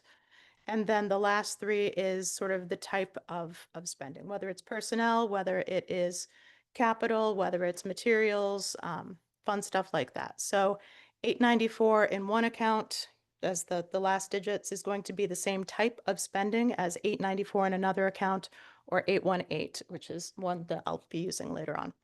So DPW touches 101, which is the general fund, 514, which is the special revenue fund for parking, 202 and 203, which are major streets and local streets, which have Act 51 money coming to them, 226, which is the sanitation fund, which is the rubbish millage, 414, the capital improvements, that's an internal service fund. It gets transfers into it from 101 and various other departments as needed. 495 is another internal service fund that is specifically for sidewalks and sidewalk maintenance. And 641 is an internal service fund. That is where we rent our vehicles from, each department does. Here's my department's organizational chart. Highlighted in orange is the new event supervisor. That is a full-time position. It is a net neutral position as far as cost, because we are simply transferring that person to my department. The salary actually is coming out of the same spaces it was coming before. She's just going to be reporting to me instead of Joe. The event coordinators, the people who work over at the Freight House over the course of the event, will be reporting to that person, so that's still going to be the same chain of command there. Everything else is more or less unchanged from the last time you guys had an organizational chart. We're getting close to 30 people overall. We do have 3 vacancies in equipment operators. We have 1 heavy equipment operator who's out on medical for an on-the-job injury. And we do not have any seasonal laborers at this time, so that's 4 open positions. So a total of 7. We've done pretty well towards our goals this year. So we've done a significant amount of capital improvement planning and infrastructure work. We've put out the bid for the facilities condition assessment and gotten that awarded. Thank you. We're working on the demolition of the garage, the sign shop, and the parks in our yard. And not literally as we speak, but even earlier on today, they were working on stabilizing the salt barn. We did create a facilities maintenance worker position, and that person has been doing a great job with just keeping up with a lot of the routine maintenance here at City Hall, Police Department, Fire Department, and other places. Let's see, Parks and Recreation and Arts Plan, we've begun that process with the use of a contractor. We are working with OHM and a third-party foundation called EPIC to map out all of our stormwater resources in the city. So that's all of the grates, all of the manholes, all of the pipes. We'll get that in a GIS dashboard, and we'll be able to respond more efficiently to questions, comments, complaints, and misdig tickets. We actually got onboarded as a misdig facility. So now when DTE needs to go digging someplace, we're on the list of people they call so that they don't, run a gas line through our storm sewer pipes, which is an absolutely great thing to have. For communications and engagement, we led the mailer that came out this January, that went to all of the 1 and 2 family properties in the city. We're looking to build on that next year, or at least stay the same. We got pretty good feedback from that. Staffing and retention. So we swapped 1 equipment operator position for facilities maintenance worker. The temp labor positions were just created. They are to offset some overtime spending, and that was pretty effective this summer. We did have 2 this past summer. We're absorbing the event and facility management position. We've expanded our training opportunities for our staff, and we've retained an occupational health and safety consultant. They visit monthly. They've done tours of the DPW yard and help us keep making improvements on what we could do to be doing our jobs more safely. They toured City Hall, the police department, and the fire department. Sometimes it's as simple as, making sure all of your fire extinguishers are in the right place and being checked regularly, or that all of your smoke detectors, now Cliff checks these things too. I'm just going for the most obvious things. But like the doors that don't exit anywhere are labeled not an exit. So things like that. It's pretty easy to get lost in the basement if you don't know where you're going. Community development. So whenever we're called to support something going on with Water Street or the dam removal or the DDA projects, we do try to be as responsive as we can. And financial planning, we've been involved in the discussions around long-term budget revenue sources, as well as some short-term sources. And we've been prioritizing our grant applications for things that will help us reduce maintenance and management costs in the long run. So One of our recent grants was for a forestry management plan, an inventory and dashboard. We haven't heard back on that one, but fingers crossed. As well as capital projects, of course. That is a picture from a couple of weeks ago. That is where our sign shop and Parks and Rec, not Parks and Rec, but our parks work area used to be on the other side of that concrete wall. That used to be our garage, and you can see a portion. Does this have a laser pointer? Yeah, nice. Oh, it does not work on TVs though. Huh. Yeah, so that is the very last part of the gable roof that's gone now. Which is pretty nice.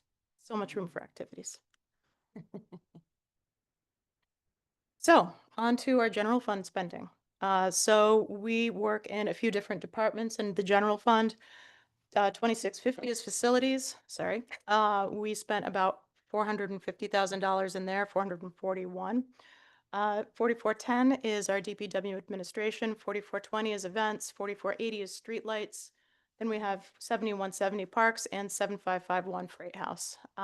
You've got all of the totals there. Some of the increase in DPW administration was about reallocating some spending that had been in other accounts or spread over several accounts, but was truly an administrative cost. And I believe that budgets are really a storytelling device and a communication device as much as anything. And so it made more sense to have that in the DPW admin account, certain things, than having them spread all over the place. There's also a half-time project manager, and most of their pay is coming out of the 4410 account. 4420, the revenue source for that is largely fees for events. As you'll note, the general fund has had to subsidize that for about $80,000. That's largely, that's a mix of the city-sponsored events, the ones that don't come before you for fee waivers, like the parades, Pride, things like that, as well as the things that are fee waivers, and sometimes the miscellaneous work that the DPW does for like the DDA gets charged to that account as well. 480 is what we pay to DTE to rent our streetlights and power our streetlights. There's no separate revenue for that, so that is purely funded from the general fund. 7170 is parks. That is somewhat funded by a capital fee that is part of a special events fee. But that really goes into less the operational and more the capital on that side. So it's very little income. It's basically all general fund supported. Some minor increases in that. Actually, yeah. So some increases in that due to basically our personnel and motor pool adjustments. So we readjusted a little bit how we do our motor pool to reduce the number of extreme shocks to the system that we have with large expenses such as fire equipment. Those changes will be kind of ongoing, but all of the nitty gritty of that is, I'm not going to say entirely behind the scenes because of course I am willing to speak to anybody about it for hours on ends, and I will happily show you spreadsheets. That is both a threat and a promise, as Ken can attest. And 7551 is the freight house that's also operating at a slight loss. And by loss, it's not a true loss. We're not losing money. It's just that that is being subsidized by the general fund rather than necessarily by its fees. All right, next slide. All right, then our roads are spread across two different funds. 202 and 203 are both funded primarily from Act 51. There's also a little bit of stormwater reimbursement and other incidental charges. So we get in total from Act 51 about $1.7 million for our major roads. This past year, we spent $2.8 million. 1.81 million of that was in basically just the operations and maintenance. Only about 1.5 was for capital. So that is things like the bridges. Actually, last year it was basically all the bridges and then some trailing payments from here on River Drive. In 203, that covers our local streets and our alleys. We get about not quite $600,000 for that, and we spent quite a bit more. So we spent $950,000. Some of that was for capital preventative maintenance, but none of it was for things like resurfacing. That's all things like crack sealing and basically just crack sealing, honestly.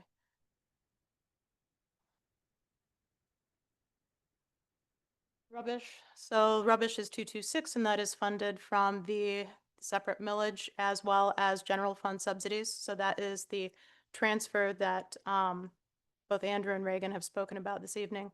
So we are projecting to spend right now about 1.9 million in the coming year, and we are taking in about 1.09 million from that rubbish millage. That is divided into trash, recycling, yard waste, and rubbish. Rubbish sounds like a category, but it accounts for the downtown litter pickup and the parks litter pickup. Two things of note. So earlier this year, we renewed the Recycle Ann Arbor contract for us dropping off our curbside waste at their materials reclamation facility. That had a cost increase to it because everything has a cost increase to it currently. We will also be renewing, well, our contract with Stevens, our curbside trash pickup contractor, that is coming to an end this September. We've started speaking with them about renewing our contract. I have preliminary rates from that, but that's not reflected in this budget yet. So we do actually expect this number to come down just a little bit, but I don't want to get too far into that and jinx myself, because that has not come before you. It's not signed. Okay, the other two funds, other less cool funds than the other ones, are sidewalks, which is one of those internal service funds. Very minimal activity in that. We tend not to use it unless we're doing curb ramps. We don't have to do curb ramps this year, so we were able to not use that. We may be using it for some emergency sidewalk repairs. That's generally what we have that $20,000 in there for. It's $20,000 of actual work and then about $12,000 worth of the associated overhead, the staffing, the motor pool rental, the engineering, that sort of stuff. The parking fund is a special revenue fund. There was a software issue with the adopted budget, so those numbers are quite a bit lower, that 170 to 175K. That's not a good number. That is the bare minimum operational stuff. That doesn't actually cover the repairs to the kiosks that we need to do, striping, some of the capital stuff. So all of that has been moved forward into 25-26, as well as the Frog Island parking lot upgrade. 614 is the really cool and really fun fund. So we spend a little bit more than 919,000 in operations. So that is not buying trucks and vehicles. That is just keeping them running. That's insuring them. That's tracking them. That is buying replacement windshield wipers and all that sort of fun stuff. So next year, it's probably going to look a little bit different as the building fund, as we sort that out, because what cars it pays for are going to be different from how it's broken out now. Then we have two different DPW funds, one for 226 and one for basically everything else. We refer to it as streets. Police has two accounts in there as well. One is for the actual cruisers, investigations vehicles, the fun stuff. But then they also have another account that is basically just for the two parking vehicles. And then fire is kind of the star of the show. Their budget is only $130,000 per year for operations, which is not bad.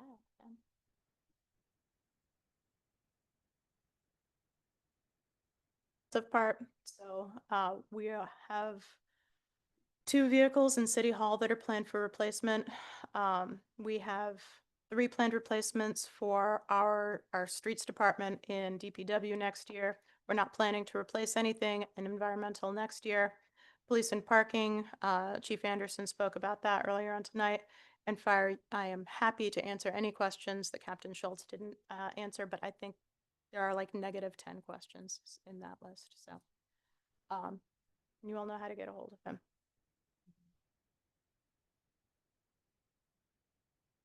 Contracting, that's one of those account ending numbers, 818.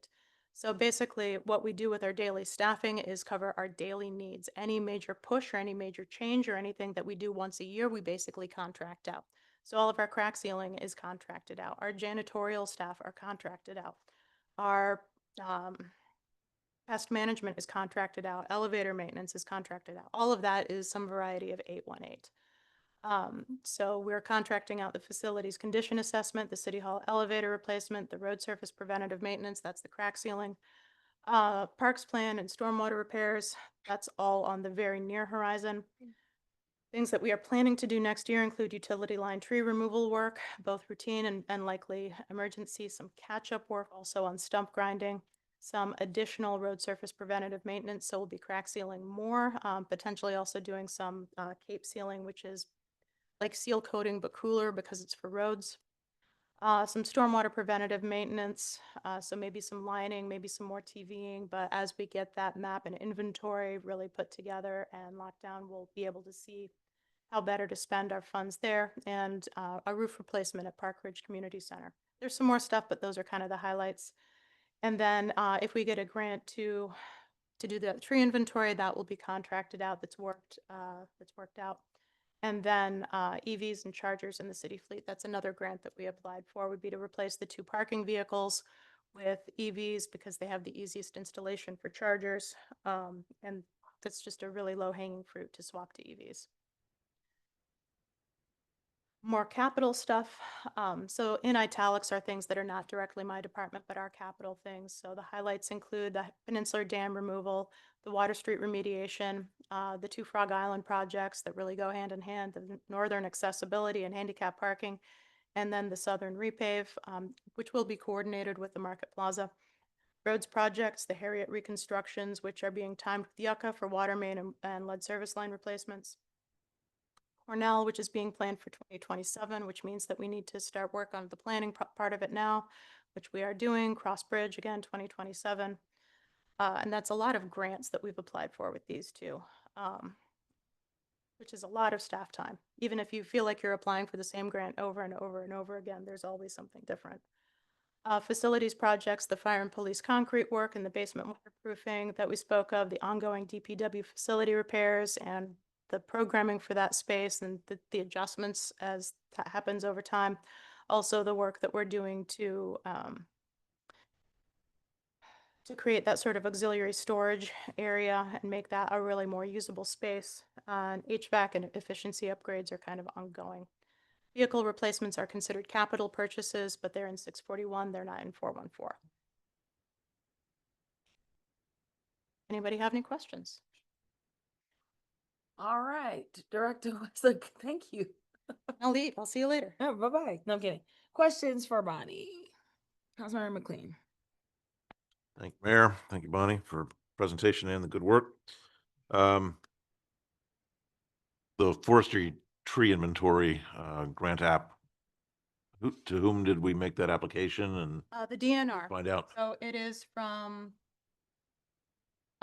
funds that they have already been awarded. It's from IRA dollars, and we will allegedly find out at the end of this month. We checked the status today, and that's still pending. So Please keep us will do. posted when you hear on that one. Absolutely. Can we talk a little bit about recycling economics? And Absolutely. so when we pay to have our recycling taken away, what happens after that? Are we paying also for them to move that along in the process? In other words, to sell it or to Effectively. pay to make it go away? Yes. Yeah, we pay the Recycle Ann Arbor, which is a nonprofit. I'm not really sure what flavor of nonprofit they are, but they're mission driven. We pay Recycle Ann Arbor $75 per ton to make that recycling go away. And they only accept materials that they have a market for. And so that is one of the reasons why we do try to be quite strict curbside, to only accept the things that we know that they can accept and they can sell on down the chain. We actually changed away from, I believe it was GFL, I want to say in 21, because we found out that they were not actually recycling a lot of the stuff that we were taking to them, and not contamination, but things like glass, which doesn't have a strong market, but there's still a market. They were just grinding up and using on site as landfill cover, which is a very valuable use, and you have to have something to do it, but is not, it's not recycling really. So that's glass that's coming out of material world.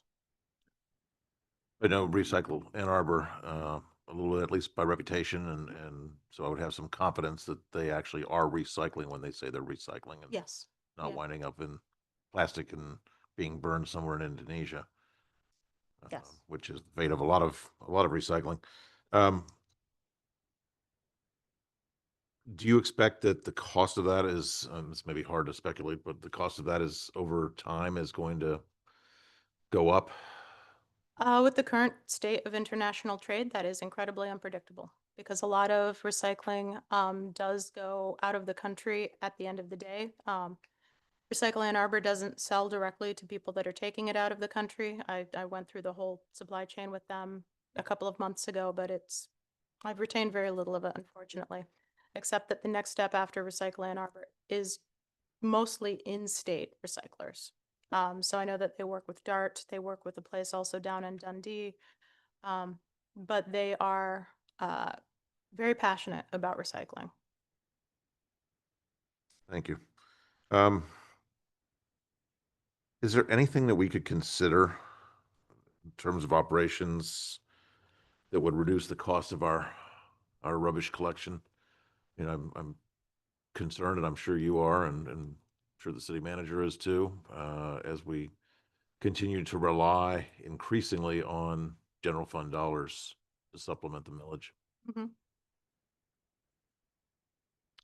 We've made some changes in the past couple of years that has decreased our overall cost, especially personnel cost, by having the seasonal laborers. That does reduce our labor cost in the summer because about half the time they'll be out mowing in parks, about the other half of the time they'll be helping with yard waste collection. We have done relatively small tweaks, and one of those is the change to every other week pickup for both yard waste and recycle. Overall, our people are on the road the same amount of hours per day, but it's a little bit more consistent of a workflow and a little bit more predictable. So Tuesdays, for instance, are always a really heavy day for recycling. But for yard waste, one week will be quite heavy, and then the next week will be rather light, which allows us to reallocate that labor elsewhere. So to the parks, to downtown litter pickup, to filling in potholes. There's been a lot of filling in potholes lately. So overall, that has been a net win. This year, another thing we did was we shortened up the yard waste collection season by 2 weeks to end it before Thanksgiving. It's always easier to add a week than it is to take one away. So I actually anticipate doing at least one more week of leaf pickup the week after Thanksgiving. But by eliminating the week of Thanksgiving, which is always a light week, their minds are elsewhere. It's not generally in yard work, it seems. But that should reduce, but it costs about $1,000 a day to run a waste route, a little bit more actually. But that should have a small but hopefully noticeable impact. So it's a lot of small things over time right now. So short of eliminating yard waste or eliminating a recycle or taking really like big steps, it's going to be a lot of smaller tweaks. And last question for now. When is that millage up for rubbish?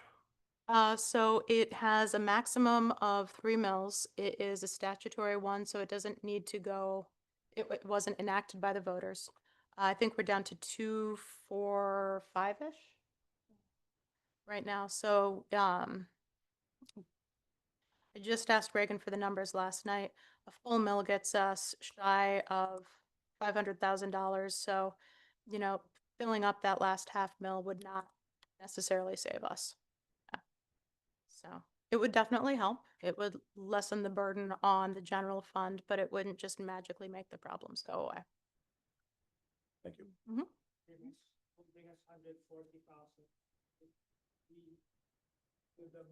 Maxed out.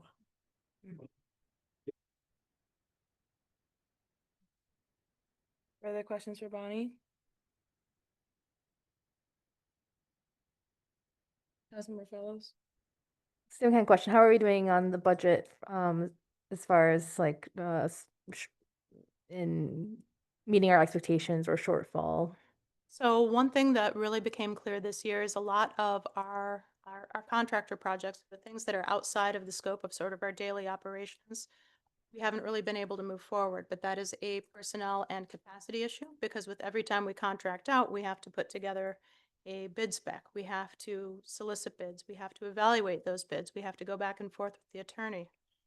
Then we have to, you know, it is challenging. It's not overcomable, but like if you have a list of priorities on a given day, answer 10 emails about a bid is lower on the list day by day. And it's something that we do make time for over time, but things do tend to drag. So that's part of why the capital projects tend to carry over into the next year. Because it is an extensive process. It requires staff time, and we don't have a lot of staff time.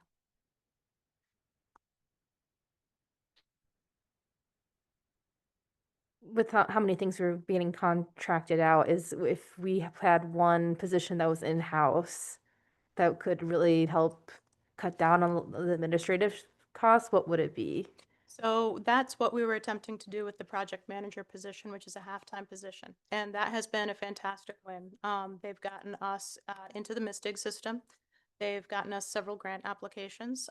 They've shepherded along the EV charger program, which started back before I was director.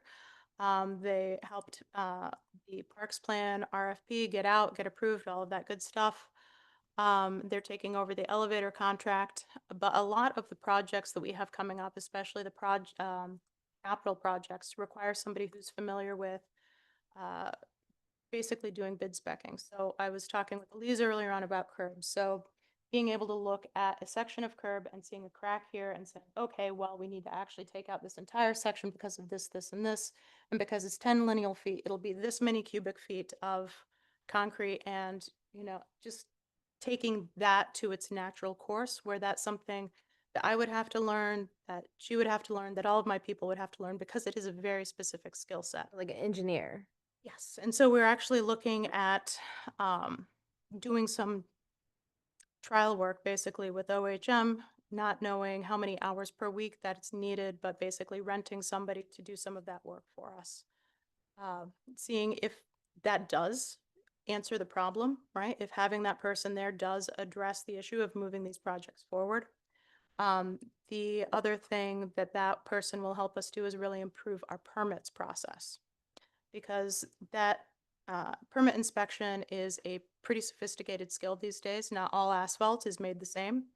Not all crack seal material is made the same, and not all concrete. Concrete is very complicated. So having somebody who actually has taken many classes on inspection, who is familiar with the proper procedure to pour concrete, to pave a section of asphalt, to do all of that properly in the right amount of time, to babysit the permittees who are actually doing the work, be they DTE or somebody else's contractor, and to actually get the results that we want. That will be invaluable, and that will help prevent additional deterioration of the roads. So much of what we see, especially on Forest, that I look at every day, is a failed patch from a utility excavation 5 years ago, 10 years ago, however long ago, that's just been, we just have to pile cold patch into it. But maybe it should never have been done that way in the first place. And in fact, a lot of the patches out there in the world have not been done to the specs that we've had and should have been able to enforce. So we are really going to be focusing on that process and making that a lot smoother and a lot more enforceable and a lot better for everybody over the coming year.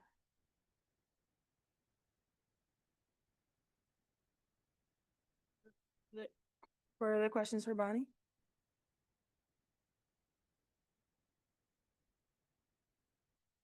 Well, thank you very much for that detailed presentation. I'm glad I answered so many questions in the presentation. You did. City manager, anything to slide out? Nope, that was it. We had our next meeting will be on May 20th. That's the second reading. I built in a cushion day for June 3rd. So if council so desires, it can table the budget on the 20th for adoption on the 3rd, which would be within the scope of the charter to have it approved on or before June 7th. Okay. Councilmember Fellows. I had one more question for Chief Hobbs, actually, and then a couple more. It's very simple. I was just curious about the firefighting foam. It doesn't have PFAS in it. No, Okay. no, we've discontinued that several years ago. Okay. When we first were notified of that, Steve, you asked me that years ago. It's gone. Sounds good. Thank you. And then I had some questions for Reagan too. Um, So you mentioned that we're in budget shortfall, so I'm just trying to understand what is the total budget shortfall? The total for 2 years is around 9 million. I think it's gonna be 5.5, and then let me just.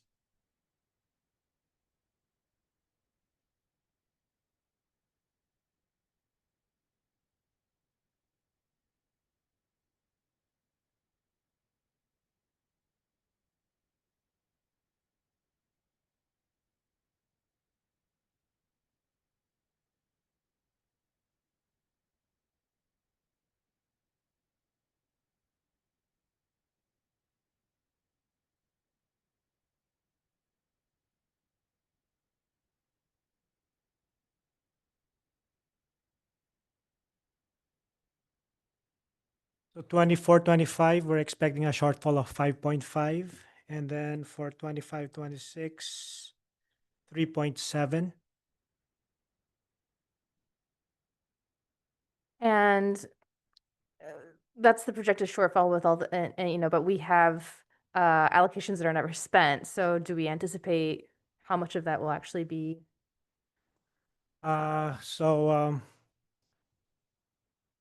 This is already our projections. We'll probably have lower expenses, but we have to finish the fiscal year now and to see how we should be close. It should be close to.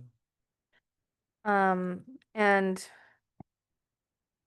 that sounds like maybe a concerning number for a budget shortfall. Can you talk about whether this is like a okay thing to have as a city, or what should the expectations be for us? So for 24-25, one major cause of the shortfall is we're transferring some money to our budget stabilization fund, which is around 3.4 million. And then some for the rest of it too is coming from transfers out to the different funds. So we're funding our capital improvement. So for 24-25, we're transferring here.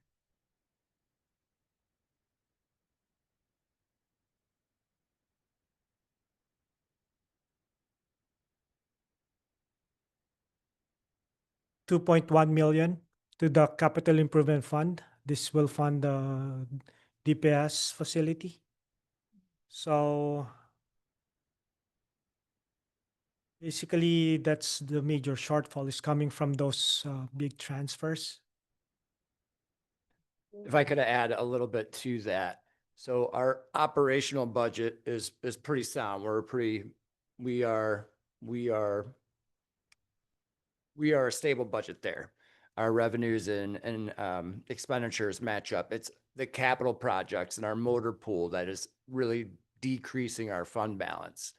That's an issue with deferred maintenance, that you let things sit for too long and they get to a point that we're no longer repairable and you have to do something much more expensive. So, which is why we want to better fund our motor pool. We want to better fund our facilities to keep, I don't want to use this word, but keep catastrophes down. So plan more into the future. And if we use fund balance to do that and we do it properly, it should smooth out over time. Thank you. Which department or departments are contributing most to the shortfall? Is this, you said it's revenue transfers for motor pool and DPW. Does that mean it's DPW and the motor pool? So for the 2.1 million, majority of it will be for the repair and construction, I think, for DPS. So a lot of it is, it's not necessarily a department that's causing the shortfall. It's infrastructure as a whole. So you could say DPW is the department that oversees our infrastructure, but it's not necessarily DPW's shortfall. Or is it a framing issue? Yeah. Okay. It's capital projects, Mhm. which is, again, again, once we kind of get caught up with everything, our budget should stabilize and we should be okay, but it's just up front, it's gonna be difficult. I just have two more questions. One is about the YPD, because YPD didn't have a budget layout. So how much is the YPD budget, YPT budget's around $5.4 million. and what percentage of that is of our total? Total, I think it's 34%. That sound right? Total budget is around 23 million. That's total budget. Is that including capital and, Including transfers. okay, but not just police department? That's our total budget. That's the total. So total budget, let's say police is around 6 million divided by 23.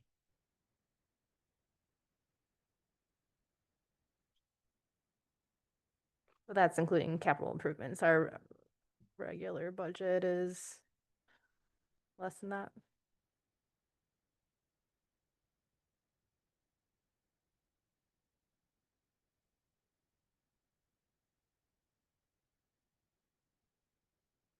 Around like 25%.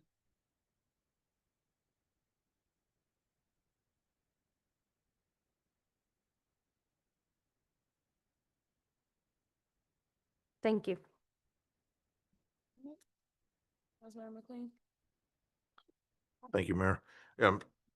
We've had the presentations from all the departments and there's some internal logic, I think, to every single one of them. They make sense. They're not extravagant. And still we find ourselves in this fairly significant deficit hole. Now, I want to believe the city manager. I so want to believe that the budget will sort of balance itself out or sort of stabilize if we catch up. I don't know that I believe that you can catch up with capital spending, right? I mean, in some ways we've been chasing that since long before I got here, and we will be for probably years into the future. We all drive on the roads every day and know the condition of those and various other things that have been sort of deferred. So I do think as we sort of look at the big picture and head into our final deliberations, think about amendments, that it's a tight situation. I mean, when we think about what we've got to do for the DPW facilities, not just DPW projects, but the facilities themselves, that's a big, a heavy lift on our horizon. We just heard from Chief Hobbs about how Donald Trump is going to cost us another $1 million to $2 million to get the fire vehicles that we need. And we all know about the roads, as I mentioned, and we're going to might be at some point asking our voters to go back to the well and consider whether or not we should pay to improve those in the next few years.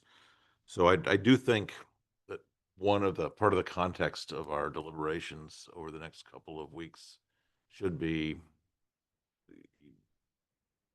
finding ways that we can drop that 3.7 number somehow down a little bit. I don't know how we do it. I don't think there's any easy answers. I think there's real costs to doing that, and I don't want to do it at the expense of capital and cause those deferred maintenance issues to become worse and then cost us more in subsequent years. So as we sit here right now, I don't have any great answers either. But I do think that we have to find ways to tighten that if there are reasonable ways to do so. Thank you. Any further questions for Reagan? I do have one more. Mhm. It's about the budget stabilization. So how much of that is kind of like contributing to these factors? And is the budget stabilization fund, as compared to similar municipalities, is it a higher percentage than normal? Is it about average? I think that's the recommended. The way we set it up is supposed to be we want to get up to 5 million, which is 90 days. Right now, we just put in there 3.4 million. So right now it's on the lower end of like a rainy day fund. Yeah, but yeah, looking at the whole budget, so if we have a shortfall of 5.5 and 3.4 of that is just really just transferring to another fund. So our shortfall is really like around $2 million, which is not good. But we're using, we've accumulated fund balance throughout the years. So I think when, like Andrew said before, when we started, our fund balance was at around 2014, 8 million. And then for how many years, 10 years, we were able to build it up to 14 million. I think it's about time we set aside from the 14 million a budget stabilization fund, a fund that we cannot use only if there are emergencies. So now that will bring us down to around 9 million. And so we're using now that 9 million for capital improvement. So I think we have the money to fund these capital improvements for now, since we've accumulated. But moving forward, I think we have to be careful that when we're now adding any expenditure into our budget, we have to make sure if it's a recurring expenditure, we have some recurring revenues that will come with it. So we cannot just say, okay, we're ready now to spend another recurring maintenance cost, and we don't have any funding for it. So we have to just be very careful when we're adding extra additional expenses in our budget. Thank you. Any additional questions for Reagan? Thank you. All right, so the discussion around the budget timeline discussion. Councilmember Fellows? Yeah, I wanted to bring this just to discuss the possibility of tabling the second reading to June 3rd, which I know we can't actually table it until we read it in on May 20th. But I wanted to at least bring it up because the budget timeline didn't really completely make sense to me until the last few days when I realized that we wouldn't be able to submit our resolutions in time for the May 20th meeting that has the second reading on it. And so any of our amendments wouldn't be noticed to the public. So I do think that it would make more sense to, be able to suggest any amendments by resolution if possible, so that the public is noticed. And now this has also made me realize that in previous years, there were situations with budget amendments where it felt like, there's no notice to the public and it was sudden and all these things. And now it's making more sense just with the timeline of it. And so I'm also proposing future budgets where the meetings happen a little bit sooner so that, the first reading of the budget ordinance happens on the last presentation day at the soonest, so that we have all the information we need. We've asked all of our questions. And then the ordinance opens up and then we can submit, amendments. Thank you. Further discussion?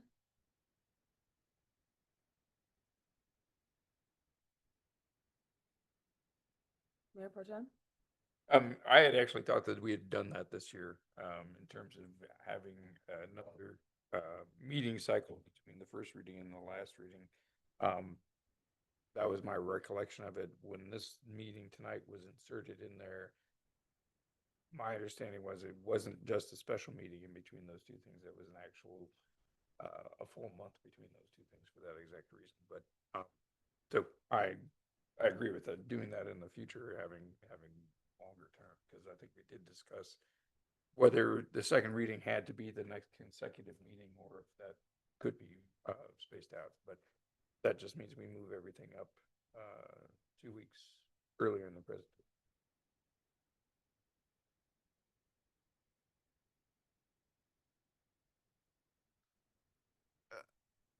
I think what the city manager has proposed is, in effect, gets us where Sure. like council members have suggested, right? So, I mean, it makes good sense to me that, you know, I too think that better time to finally vote on the final version of the budget would be in early June. But I also think there's value in having the meeting and putting it on the agenda next week. Yep. So the conversations can continue. And at that point, perhaps some amendments based on tonight's conversation, some amendments will be formulated. If people want to share those at that point in time or somewhere around that meeting, that's always possible as well. Councilmember Simmons, I think I saw your hand. Yeah, I think that point makes sense, like that we would, have more discussion, more time for questions, like digesting a lot of what we're hearing and being able to have that opportunity to talk back with folks and hear questions and concerns and ideas from residents. That makes total sense to be able to prepare. And then I also like the idea of, trying to prioritize bringing together resolutions for those amendments so that we can kind of talk about them as they come forward. So yeah, I think that sounds like a good June meeting. It's like, I can't believe June is about to be here. To be honest. Yeah. Thank you. Yeah, I agree. Yeah, I agree. Further discussion? Then we anticipate we'll table it to Table June it, 3rd. Okay, so Mhm. then I'm gonna prepare resolutions for the June 3rd one. I won't have it for May 20th because that's already a planned agenda. Yeah. Yeah. But I think what we could do is, if you have ideas, you can share them. If you want them to be discussed, like things that you plan to bring forward, and we can come prepared with that. To give more time. I appreciate the observation that, yeah, this is how it's been. And so it was just the way the schedule had gone. And we used to start later. Actually, this has been better. So we had even less time in years past to come they learn about it, first reading, bring amendments. We didn't have time for resolutions. You had to just kind of be ready. So, all right. If there's no further discussion, am I clear? The meeting's adjourned. Like our shortest meeting yet. Barely. It took 4 hours. Yeah. Barely. Look, I'm like, barely. Yeah, when we started an hour early. Yeah. You don't think that that's our shortest meeting? No.